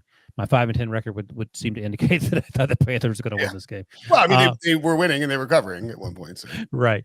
But this is a huge win for the organization and, all the stuff that went on with bringing Deshaun Watson to Cleveland and the continued blowback. And, most of us would agree deservedly so. But whatever. They got one win. And that's one less win. They have to stack wins while Deshaun is out and then hope that he can go 5-1 or 4-2, worst case. And they can sneak in at 9-7 or 9-8. God, I hate it. If you're watching on YouTube right now, smash that like button. A few more games. Oh, we still have so many games to get through. All right. Chargers and Raiders. Chargers 24, Raiders 19. Ugly for Ryan. Brinson, you think a victory lap? No, I'd say Derek Carr would be good this year. I'm not going to victory lap it. But Wilson is a Derek Carr apologist, and it was an ugly stretch, or an ugly down the stretch performance for him as he finished with 3 interceptions, 22 of 37, 295, 2 touchdowns, 3 picks. Devontae Adams monster game. Of the 17 targets, 10 catches. 141 yards and a touch. He absolutely destroyed. I believe it was Asante Samuel. Was it? No. It was Asante Samuel Jr. He absolutely wrecked his life on a route that went very viral. Keenan Allen suffered an injury. Hamstring injury. Not sure if he'll play next week, he said, against the Chiefs. Yeah, Justin Herbert is just an incredible football player. Oh my gosh, he's so I'm so annoyed that we I missed that. I've never had a bigger miss in my entire life. He's the guy, he's the girl in high school who oh no, she's not that cute. And then you see her 30 years later, you're like, oh my God. No, you see her 6 months later. You're like, oh my God, that's Justin Herbert. So I'm fine. I own it. You come home from college sophomore year, and you're like, what? Right. And you wait. He's like, you've been drinking nothing but Budweiser. You're fat as crap. She's like, yeah, it's weird. I really liked you in high school. You're like, well, what about? I don't think so, pal. No, hard pass. Listen, Chubbs. The crazy thing about the Chargers, though, and because whenever you watch Justin Herbert, you're like, oh my God, he's awesome. But then also, how did they only score 24 points if their offense is so unstoppable? And it's been so feast or famine. You look at this game, every time they punted, it was a 3-and-out. So it's like, literally, they were driving down and scoring, or your possession ends in 12 seconds because you go 3-and-out. And they punted 4 times. So they went 3-and-out 4 times. And it's just that's what kept the Raiders in the game. And then Derek Carr basically went out there, was like, you know what, you can have the game back, and threw 3 pretty ugly interceptions. Well, let me mention quickly, because I mentioned this on HQ because I know BMAC does not like playing for coaches who gamble a lot. Let's see. Brandon Staley dialed it way back in this game. Dialed it way back. So after Carr's third pick, the Chargers get to the Raiders 31. 7.5 to go in the fourth quarter. They're leading 24-13. And on 4th and 4, they kick a field goal. And Hopkins, is that the kicker, Breech? Yep, he missed it. Honked it. And then Vegas comes right back down. Carr to Adams, touchdown. They failed in 2-point conversion, make it 24-19. But I don't know if someone talked to Brandon Staley. If he came, he went over 1 on 4th down, and he had a lot of 4th down looks where he could have gone. If he came to this conclusion on his own, if the owner said something, if Dom Telesco said, I don't know the mechanisms that got us to this point, but it's extremely weird that this is the time he decides not to go for it after all the times he went for it last year. This to me felt like, something that Mike McCarthy might do. So, I mean, their second drive of the game, they started on their own 40, 3 plays, 9 yards. So it's 4th and 1 on their own 49, and he punted it from midfield, which was it was shocking because of everything that had gone on last year. It feels like somebody told him to dial it back. Yeah, but I mean, I don't know that's what it feels like, because that was literally the only play in this entire game where I thought he should have gone for it, and he didn't. The 4th and 4 of the 31, or the one Brinson's talking about? 4th and 1, the one Brinson just mentioned. I was surprised he did not go for that. Why not the 4th and 4 of the 31? Which that was the missed field goal. It was 24-12 at that point. So Because you're thinking it was making a two-score game, a two-score game. 20. No, it's 24. no, you're making a 2-touchdown game. Because if you get a field goal there at 24-13, if you don't score anything, the Raiders went for 2 and didn't get it. So 24-13. Right. So the Raiders could just get a touchdown, 2-point conversion, a field goal. So yeah, I can see that. It takes the field goal out of play. And the way Derek Carr's been playing, you're thinking there's no way they're scoring 2 touchdowns on us over the final 7 minutes of this game. Yeah, I don't know if that's what the math actually says or not. I didn't look at it. It felt very. It was a 4th and 5 too, so it was kind of right on the cusp of, something he would go for. All right. It felt like he was significantly less aggressive than he normally might be. By the way, quickly, just to sort of circle back on the Dak Prescott thing, Todd Archer is reporting that sources tell him it might be 6 to 8 weeks. Yeah, several weeks from Jerry Jones means nothing to me. Like that's so. Come on, first round pick for Mason Rudolph. That's all I'm saying. Wait, 4th and 3 at the LA. I'm trying to find the automated bot thing for Ben Baldwin just to find a 4th and 5 at the Las Vegas 31 recommendation toss up. Oh, see. Yeah. That's all right. 49-yard field goal is no good. Wide left. Toss up sounds like Staley going for it typically, or based on last year. So I don't know. Maybe he's an avid they were reader. giving him 96% win rate whether they kick or whether they go. Basically, It was like the game should have. They're up 11, right? So the game should be over anyway with the time and the location of the way Derek Carr's playing. But anyway, I'm not worried about Derek Carr. Yeah, they'll be fine. I think Josh McDaniels knows what he has. Derek Carr uncharacteristically made some terrible interceptions. Shout out to Asante Samuel Jr. for getting one, even though you were trying to crush him for getting abused by Devontae Adams. It happens. But Justin Herbert continues to be my MVP, and this team is going to win the division, Breech. So take that. They are not going to win. I would not guess that they're the favorites to win the division after this game, but he played really well. According to wins over Wilson, they are. That's what wins over Wilson. Wins over Wilson. Watch the next game we're going to talk about. Yeah, the Chiefs 44, Cardinals 21, and that is being generous to the Cardinals because the Chiefs. This was a classic whooping. Oh, did you guys think that we can't win without Tyreek Hill? Allow myself to introduce myself. On myself. Yeah, exactly. I watched one of the Austin Powers movies. They're on Netflix right now. Before we get going, let me ask this question to anyone who wants to answer it. Do you think it holds up? Is it an Austin Powers question? No, it 100% holds up. Austin Powers says. Did the Cardinals flinch when Kyler Murray said, "I need to get paid right now," and they paid him all that money? I understand the quarterbacks have leverage more so than any other player. He doesn't feel like he's worth this money. Anybody? You're preaching to the choir. Looking for pushback? I'm just asking. I mean, they were like, all right, we'll do this deal, but you have to do this homework clause. And then they took the homework clause back. Yeah. Someone said on Twitter that they should have put a homework clause in every player and coach's contract because of the way they played. Leading receiver was Greg Dortch. That's right. Wake Forest own Greg Dortch. Is that Greg Dortch? That is Greg Dortch. Hollywood Brown has nothing on Greg Dortch. God, and then the next two after Hollywood Brown are two running backs. One is Eno Benjamin, who was only playing because the game was a blowout, and the other was James Conner, who I thought actually looked okay, although he averaged 2.6 yards per carry. Kyler finished 22 of 34 for 193 yards, 2 touchdowns, no picks.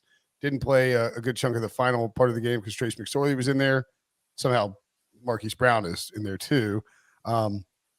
Isaiah Pacheco, the rookie running back for the Chiefs, logged the most carries of the team and led the league in rushing because it was such a blowout. 44-21 was the final. Patrick Mahomes, 30 of 39, 360 yards, 5 touchdowns, no interceptions. Those touchdowns were thrown to 4 different receivers, which did not feel like a complete accident. Clyde Edwards-Helaire had 2 of them. He looked great, man. He did look great. Travis Kelce had a touchdown, 121 yards. Mecole Hardman had, I think, 16 yards and a touch. And Fortson, is it Justin Fortson? Had 1 catch for 1 yard and a touchdown. The Chiefs look awesome on offense. And I don't know how much of the defense we attach to the Cardinals not being good or the Chiefs maybe being a little better on defense. But I think they're better on defense. The Chiefs are the clear-cut favorite to win this division. We'll find out Thursday night. I think Thursday night's when they play the Chargers. I feel like the Chiefs can sometimes make things awkward for you, especially a coach like Cliff Kingsbury, where you see they're so fast paced and they're scoring every time that now you feel like you have to throw the ball and they kind of take you off your game plan. And then before you know it, you're down 3 touchdowns. It's like, holy crap. Well, we're going to lose. So let's just At least I'm handsome. Yeah. At least I got my house. I mean, they came out gangbusters. Like they were Yeah. slinging it all over the place, and it was That's right. 14-0 with 3 minutes to go in the first quarter. It's almost like they were playing that game as much to prove Tyreek Hill wrong than anything worried about. I the felt like that Cardinals. was 100% what they were trying to do with that game. Like They didn't know they were playing the Cardinals. They thought they were playing 11 Tyreek Hills. Yeah, it's like, listen, F y'all. Like, you think that we can't win because we lost Tyreek Hill? Like, I got Mahomes and Andy Reid. The Edwards-Helaire touchdown pass, the first one was so ridiculous. Do you see it? I don't remember. It's where Mahomes started running. I think it was like a designed run where he's running right, but it kind of looked like a sprint option. And then all of a sudden he's like throwing it's like a backward shovel pass to Edwards-Helaire, who just saw is like, God, ridiculous. Harrison Butker got hurt in this game, eventually came back. Oh, yeah, that's worth noting. Breech, give us a rundown on Justin Reed. Yeah, Justin Reed was awesome because Butker got hurt, and they said, hey, Justin, we need you to kick an actual extra point. And he went in there and nailed his first one. I think he actually missed his second one, but who cares? Because a position player went into a game and made an extra point, which, as we've seen, if you have a kicker messed up or a snapper messed up or your holder, things go awry quickly. He made the extra point, the ensuing kickoff. He kicked out of the end zone. But then also, props to his Harrison Butker. His first kickoff, he kicked through the uprights. Then Harrison Butker hit a 54-yard field goal with a gimpy plant leg. I think Harrison Butker had a Lamar Jackson situation. He had to go poo-poo, and that's why he was limping all over the field. No, they shouldn't. That's a joke. I feel like I'm talking to my wife right now. No, that's not what happened. He turned his ankle. That's what happened. Yeah, I know. I'm making a Lamar Jackson. Sorry, I didn't realize we were in the poo-poo joke section. I was making a Lamar Jackson diarrhea joke, and he rolled his ankle on a kickoff. He left the game. It looked like he might be done. Reed blasted an extra point.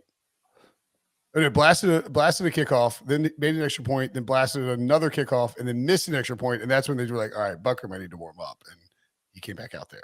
Oh, he didn't have diarrhea. He didn't actually have to go poo-poo.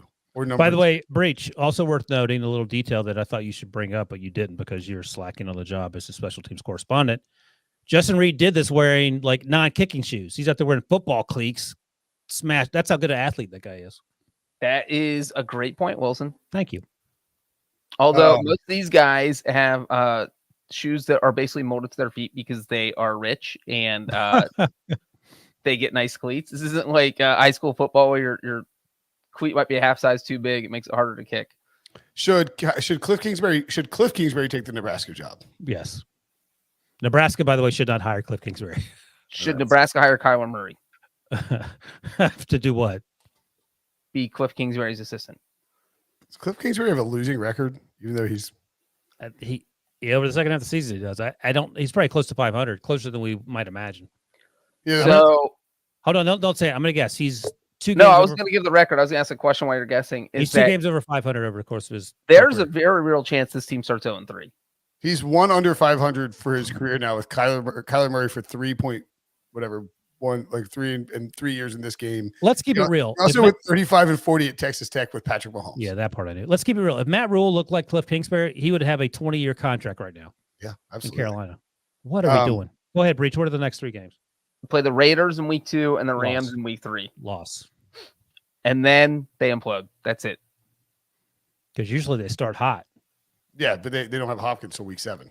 Mm-mm. Yeah, so if you finish cold and start cold, then that's not good. So who gets fired first? You know what? You know what's kind of crazy? Are the Seahawks going to win the NFC West? Oh, stop it. Who gets fired first? Cliff Kingsbury or Matt Rule? Seahawks could be in first.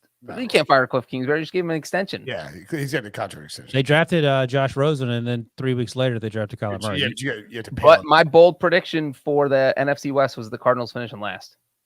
That's not even bold. I mean, the Seahawks beat the Broncos on Monday night, then they're just in first place by themselves. With the Rams looking really bad. Obviously, people have questions about Dude, the Rams look terrible. Their offensive line's a Yeah, problem. they played the best team in football. Okay, but they didn't look. The Rams have concerns. I love how you just dump Matthew Stafford. Yeah, Molly P. We're just checking to see if you're awake and like you believing the Seahawks can win the division.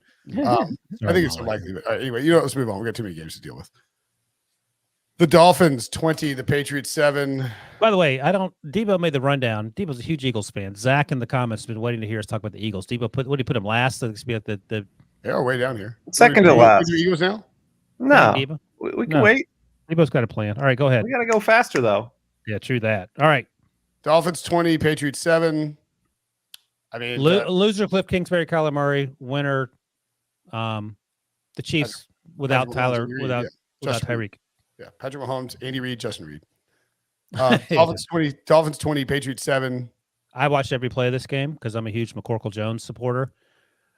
Tua Tagovailoa looked fan-freaking-tastic for about 85%. He had some slip-ups at the end. Didn't matter at that point. The game was already in hand. They dominated from start to finish. The Patriots offense is awful. They never win in whatever, South Florida anyway. It was 4 trillion degrees on there. Whatever, excuses. They've been there the whole week. They're practicing a high school football field or a Division III football field, whatever. It seems weird. That's what the Patriots do. 4-0 against Belichick. I mean, he was wearing them out and with intermediate passes, a couple deep passes, getting rid of the ball quickly, avoiding hits. The running game was working because of Mike McDaniel. This team is fun. The running game was not working. They had no. They're running. They wore them down with the running game. They weren't ripping off 10 yards at a chunk. I thought the running game was fine in terms of controlling the clock and keeping the series going. How many rushing yards would you guess that they have, and how many?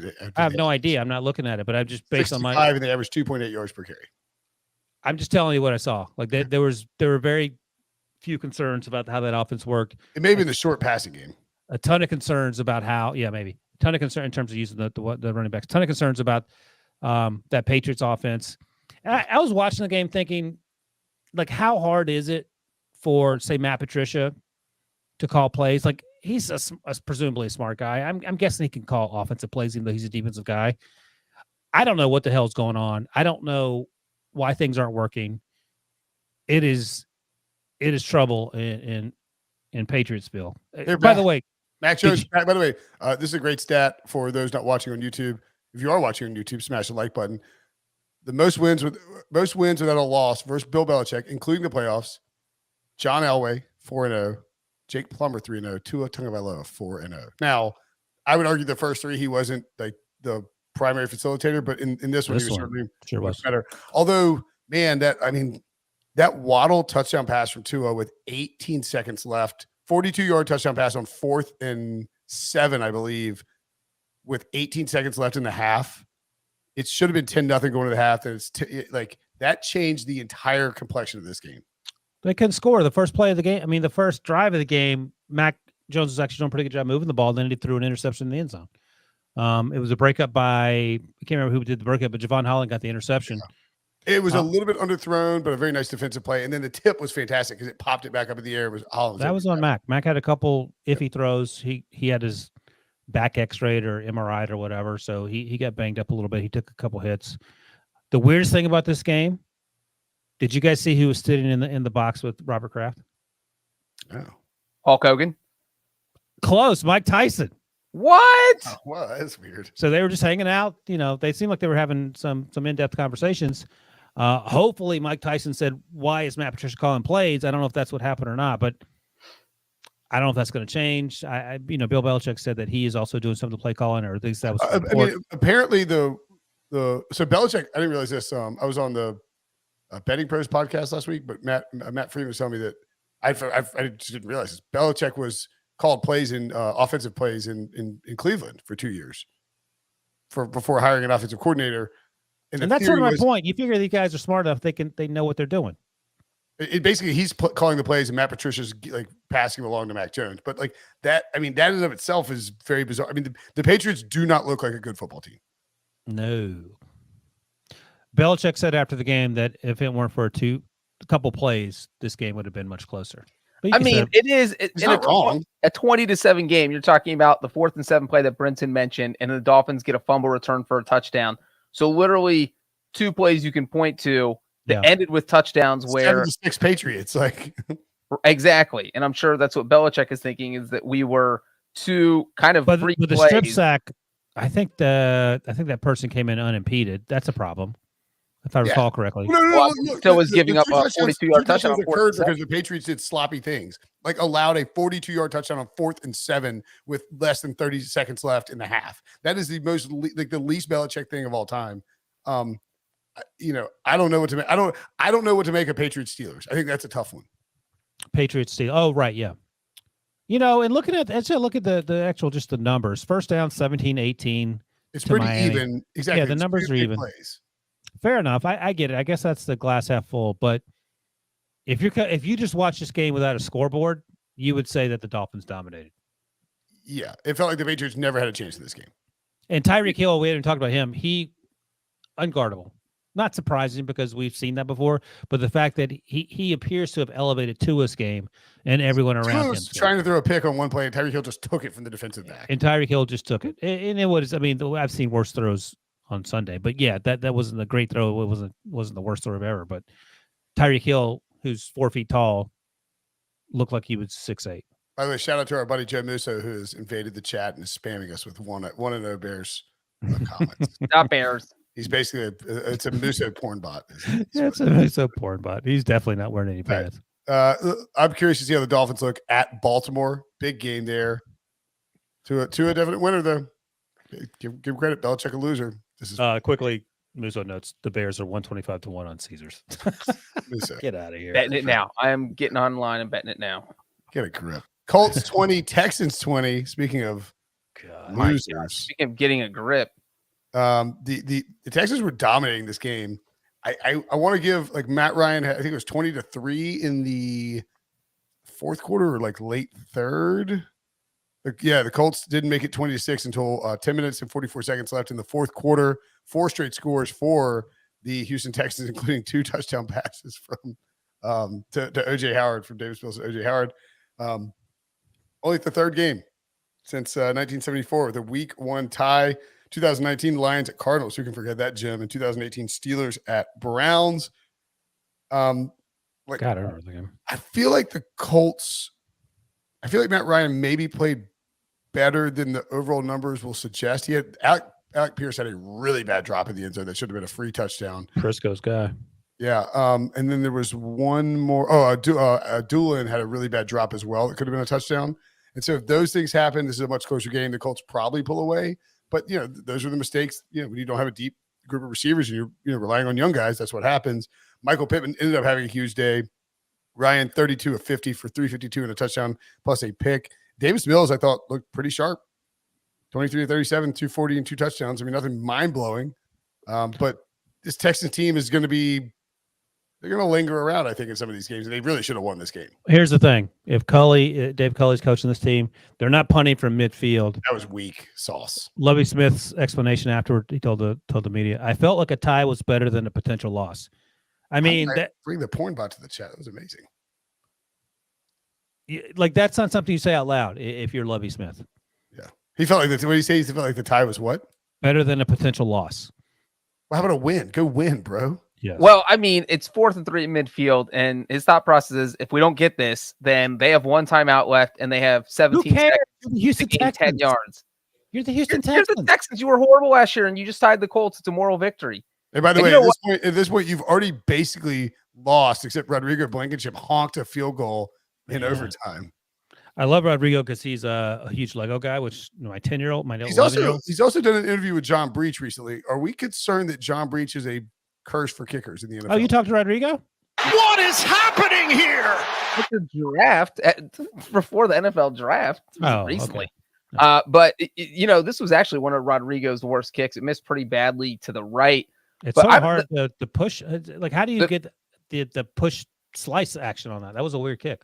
Yeah. Slices, or you just miss the sweet spot badly. No, pushing and a slice is the same thing. No, the push is that slice way. is like can miss right, but then curves. So like it'd be thank you. going in, and then it kind of Slices slices to your right. Yeah, Breech knows what he's talking about. Somehow you play golf, you have This no is idea golf. that you're pushing a The slice. hook is left, the slice is right. He missed it right, didn't he? Yes, he missed it right. It's a slice. Sit this one out. We got it. Sliced it. That's what I Um, said. I said he sliced it. So anyway, but the Colts made a bunch of mistakes, and you know, I think a lot of people assume that Matt Ryan. I still think Matt Ryan's going to be good with them, but there was no reason to think he's just going to go in there and be throw for 500 yards in week Breech 1. Indie version activated. But the Colts did make a lot of mistakes. I mean, they drove straight down Houston's throat, got down to the 2-yard line, went for it on 4th and goal from the 2, and took Matt Ryan out of the game.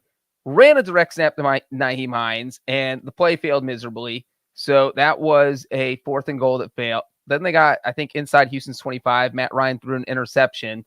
So those were 2 scoring opportunities. And obviously, you just mentioned Rodrigo's missed field goal. So as much as you say the Texans should have won this game, the Colts could probably make a pretty strong argument that they should have won this game. Breech by Colt 1000 thinks that Colts should have won. So, and you know, Lovie Smith said the other part of this was that the Colts played pretty well down the stretch, and he didn't think his defense could hold up much longer. So, if you're the Texans, you're happy with this. This is a moral victory, and if you're the Colts, you're not happy with this.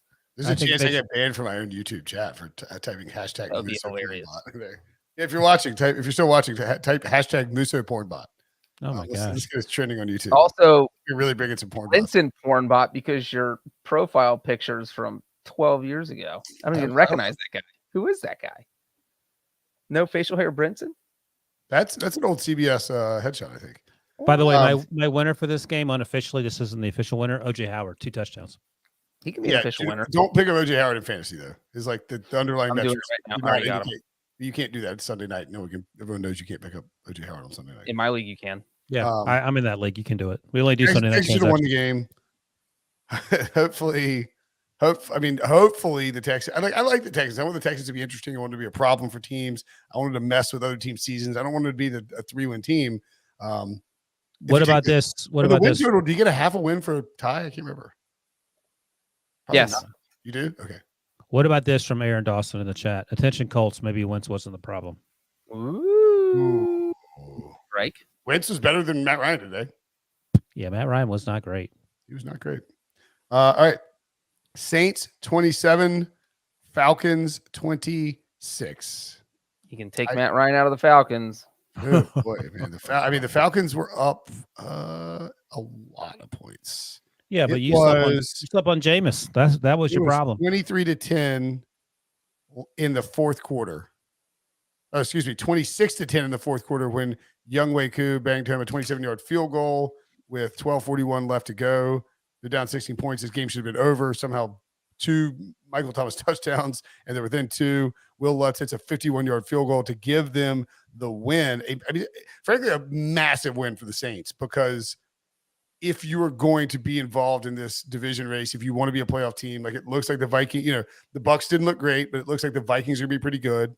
The Bucs look really good. I wasn't worried about the Bucs. They throttled down. Okay. Okay. What?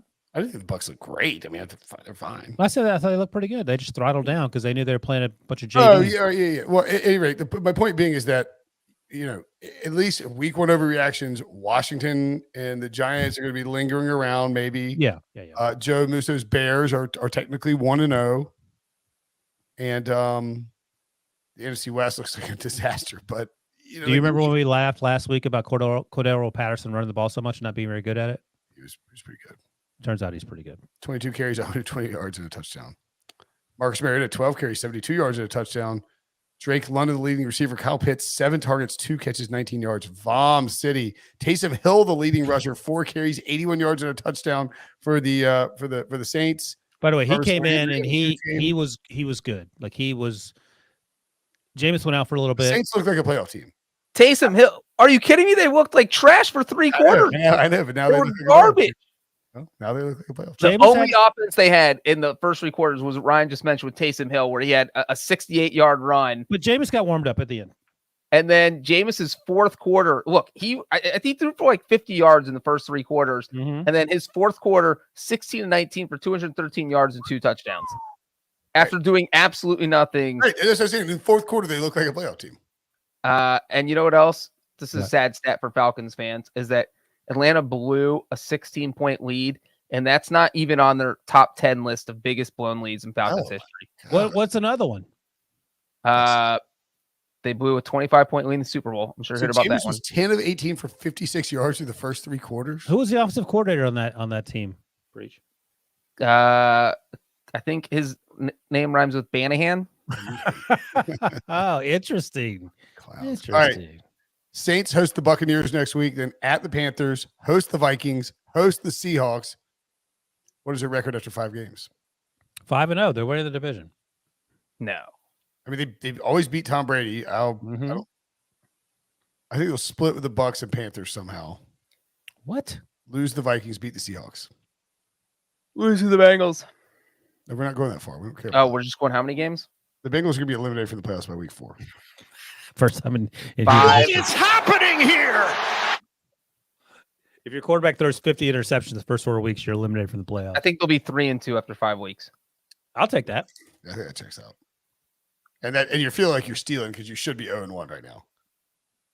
Again, it's hard. It's hard to, sometimes it's hard to know. Remember, the Saints throttled the Packers last year in week 1. They went and lost, got throttled by the Panthers in Carolina last year. I mean, it is week 1 can be a week 1 can be a liar a lot of times. What do you say to this? And Arthur Smith, with all his UPS or FedEx money, whatever it is, after the game, told the media, "You buried us in May. Bury us again. We don't care. We'll get back to work." How do you respond to Arthur Smith? I mean, his words. I mean, the Falcons are. The Falcons bury themselves every time they have a lead. Yeah, I mean, He added, "You'll continue to write our obituary. Who cares? We have 16 games." I mean, I appreciate the sentiment, but this is not a very good roster, and they blew a really good chance to get out to 1-0 against a division rival when they had a multiple score lead in the 4th quarter. You know what I will say, though, to the Falcons' credit, is that the Saints, who by all accounts have a very talented defense, really loaded, they were completely perplexed by what the Falcons were doing on offense, whether it was running a few read options with Mariota, what Cordero Patterson was doing. I mean, they rushed for over 200 yards, and the Saints just couldn't figure it out. And, obviously New Orleans came back and won, but it was just because they finally slowed them down the 4th quarter a little bit. But so it you're was saying, impressive. It was impressive offensive game plan by Atlanta that looked good for 3 quarters. So you're more optimistic than me and Brinson, is what you're saying. No, I think they're going to win 5 games. Is that optimistic? Okay. Maybe 4, 5. All right. I mean, so who's the winner? Michael Thomas. Yeah, that's a good one. Stealing from Paul in the chat there. Who's the loser? The Falcons. Yep, that's also true. Yeah. Desmond Ridder, too, because he probably is not going to see the field immediately. Yeah, he might be happy. 2 games left. Eagles 38. Finally. Lions 35. I mean, look, I love my Eagles. This is my team. Yes. I'm a lifelong fan of the Eagles. Devo's worst nightmare. Someone who's I wore green for the Eagles, a little off Kelly Green here. It's not even close to Kelly Green. I'm just kind of doing stuff to annoy you. This is like when I got into soccer and it drove Sean nuts. Like me being an Eagles fan is going to drive Devo off the podcast. He's been trying to get off for quite some time. That's the best part. He can't. He might quit, lose his promotion, et cetera, et cetera. The Eagles should have covered this game. There's no reason they let the Lions back in. But the Eagles started slow and then just started pouring on offensively. It does feel like, I mean, you want to be a little cautiously optimistic because the Lions defense I think is really, really bad. And Jalen Hurts had some moments where you're like, as a passer. I don't think the Lions defense is that bad. I think it's pretty bad. Okay. But generally speaking, I think you have to feel pretty good about this if you're an Eagles fan because they were in total control, like myself, an Eagles fan. They were in total control of the game almost throughout once, besides that first touchdown from the Lions. Debo is someone who has casually followed the Eagles over a short period of time. Yeah. Is thinking about also being a fan. What were your thoughts on this game? I would list a winner as probably Howie Roseman. Big offseason addition. AJ Brown showing out through. AJ Brown 10 for 155. James Bradbury pick 6 off of Jared Goff. Kaiser White had a tip on that pick 6. CJ Gardner-Johnson playing a new position really looked good. Hassan Reddick, not the best game from him, but you can tell that he's going to add something. I hated to kind of see the ending to it. It felt like such a kind of just statement victory. Like that Detroit crowd was something you don't really see that often. Their first sellout crowd, I believe, since 2019, 3-4 years ago. It was very lively to start and throughout as they were making that comeback. Wish they slammed the door shut a little bit, but It was 38-21 in the fourth quarter. Like it was. yeah, it's not great to allow 35 points to Detroit Lions. That never feels good. I mean, the Eagles offense put up 31, if not for that pick six to get them to 38. So not a great finish, but you'll take the win. And I think the other resounding winners, the offensive line, 4 rushing touchdowns for the Eagles. I think you can't really question Jalen Hurts in this one. Produced over 450 yards, a total offense. We'll see when he gets tested, and it's more of a necessity to become a passer, which might happen against the Vikings on Monday night next week with their pass rush. But good things in week 1. There's a couple requests. One, Sam Bruce Smith wants you to quote edit me out of the podcast. That was Done. hilarious. It would be funny. It would make for some choppy audio. And then Bolted Up Tailgaters wants to show yourself. I'm convinced you're an artificial intelligence bot. No, I can't do that reveal. Are you looking? You're not fresh right now. Is that It's my contract. you've shown yourself on the podcast all the time? I'm not wearing a shirt after that win. What if AI Nice. actually stands for Aardvark Investigator? That's a great question. All right, what are we done here? Are we move? Are we? Clarence wants to know, make the line Philly at Minnesota. We talked about it's Philly -3.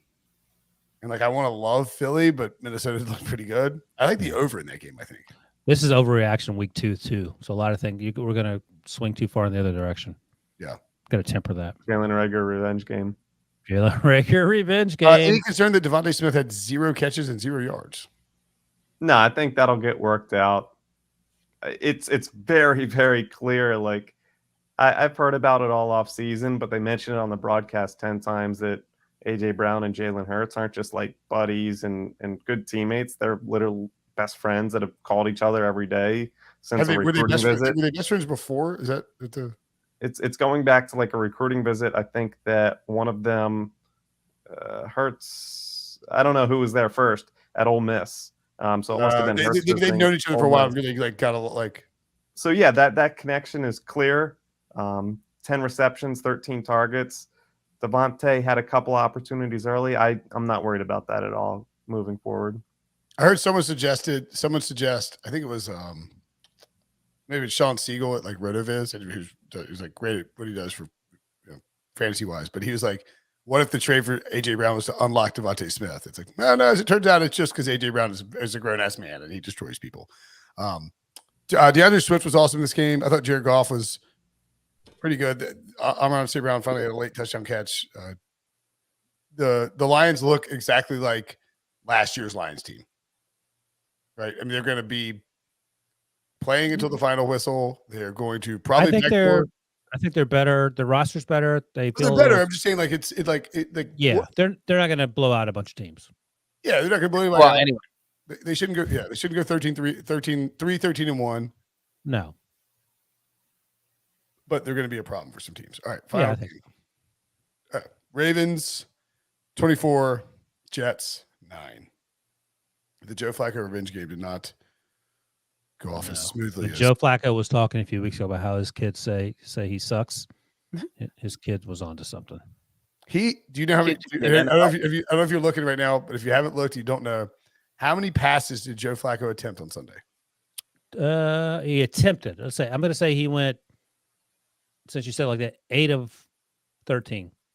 Okay, that's not really close. I already know because I did grades. He went 37 of 59. They let him throw 59 passes. Passes for 307 yards. You know what? It is funny. I didn't see that, but I did want to see how Breece Hall did in his debut. 5.2 300 yards on 5.2 yards per attempt. Do you know how long that is? Such a long day at the office. Because Michael Carter averaged 6 yards a carry, 10 rushes, 60 yards, but Breece Hall only had 6 carries for 23 yards. I don't know if.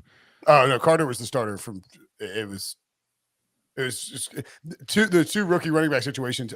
Rex Burkhead way outsnapped Dameon Pierce for the Texans, I And didn't know Carter Rex way Burkhead out was. snapped Hall, I believe, for the Jets. Yeah, he did at 10-6. Joe Yeah. Flacco is now 0-10 in his career when throwing 52 or more passes in a game. Checks out. The Ravens started really slow. This game was 10-3 at halftime, Ravens. And then he hit Devin Duvernay for a second touchdown pass in the third quarter to make it 17-3, and then a bomb to Rashad Bateman, a sick catch. Or maybe it was just a sick route. I can't remember exactly, but 24-3 at that point. And I mean, it was all kind of perfunctory then. I mean, it was the Jets couldn't. I don't know if the Ravens defense is good, but the Jets offense is not. No. It's a win, though. And, talk about stacking wins. And I thought Lamar played well down the stretch after the sluggish start. Hey, the Colts went on the road and ended up tying to the Texans. The Niners went on the road as big favorites and lost. The Bengals were big favorites at home and lost to the Steelers. Like, survivor pools got devastated today. And I mean, the Titans lost as a big favorite at home. You go on the road and have a fairly sweat-free win in your conference. That's a good job that's a good day at the office. Yep. And yes, Bateman was not great other than that long touchdown. One catch, 4 yards other than the touchdown. Devin, is it Duvernay? Duvernay. Kind of interesting. That's an interesting waiver wire. Yeah, track guy from Texas hasn't really clicked for him yet, so they needed someone to step up now that Hollywood's gone, and he did that. Isaiah Likely, who we were all talking about, dropped a pass. One of the passes I saw, and I looked at the stat line: 4 targets, no catches. So he wasn't nearly as big a factor as we expect him to be at some point. Mark Andrews 5 for 52, which checks out. Yeah, just sort of a slow day. And they obviously J.K. Dobbins was inactive for this game. Kenyon Drake led the way, 11 carries, 31 yards. Lamar only 6 carries, 17 yards.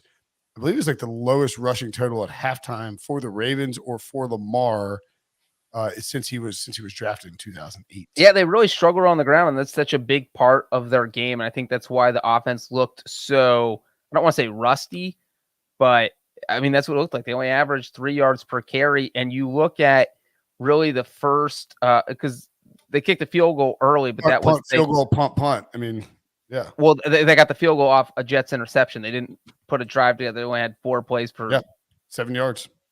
So they really didn't do anything at all until the Duvernay touchdown catch with 3:45 left in the second quarter. And it was just weird. It's like, was the Jets defense good, or was it just the Ravens offense trying to get its feet wet and trying to get their sea legs? Holy crap. The Jets had 24 first downs to the Ravens 13, 378 yards to the Ravens 274. They went 2 of 14 on third down. That's not good. That is not good. Ravens went 5 of 13. All right, winner. Who's the winner for the Ravens? The Jets had drives of 75, 62, and 43 after they were trailing 24-3. Okay, so that was all. So it was a lot of garbage time. Yeah. Devin D. Duvernay. Duvernay. All right, that works. Who's the loser? Joe Flacco? Or we'll go someone else. Flacco. Sure. Zach Wilson? I say Breece Hall. Breece Hall may be a loser. All right, before we go, let's do the P6P coaches poll. Yeah. I have Chiefs, Rams, Broncos, Vikings, Dolphins. I love that team right now. Who do you have, Brinson? What about our Super Bowl teams? I have Ravens, Eagles. Oh gosh. Oh yeah, baby. Colts, Saints, and Jaguars. Okay, Breech, who do you have? I have Packers. Don't feel great about that. Chargers. Feel great about that. Bengals. Feel great about that. You do? Not happy, but I feel great about it. Cowboys. Okay. How good do you feel about the Cowboys? 0% good. Can I trade them? Can I trade them to you for Jacksonville? You can trade them for the absolutely Lions, and that's it. And my 5th team is the undefeated Pittsburgh Steelers. Oh, yeah, that's right. All right, so so is it Caleb? Is it Caleb? who does Caleb have? He's got the Bills, Oh my God, he wins. Dang. Bucs, He wins. 49ers, All Cardinals, Oh Uh-oh. boy. Raiders. right, so he's top heavy. I mean, the Bills and the Bucs feel good. The rest of he's 2 and 3. I feel like I'm in first place after week 1. I feel good about my team. You're 1-1. Yeah, you're in first easy. Well, your Broncos haven't played yet. 2-1. You're 3-1. Yeah, that's pretty good. Yeah, you got your Dolphins and Vikings look a lot better than people thought. So that's a good. It's a huge win for week 1. Can we quit after week 1? Yeah, I would probably. I mean, I would trade the Colts and the Saints for the Vikings and Dolphins. Pretty. Let's good. have a redraft this week. All right.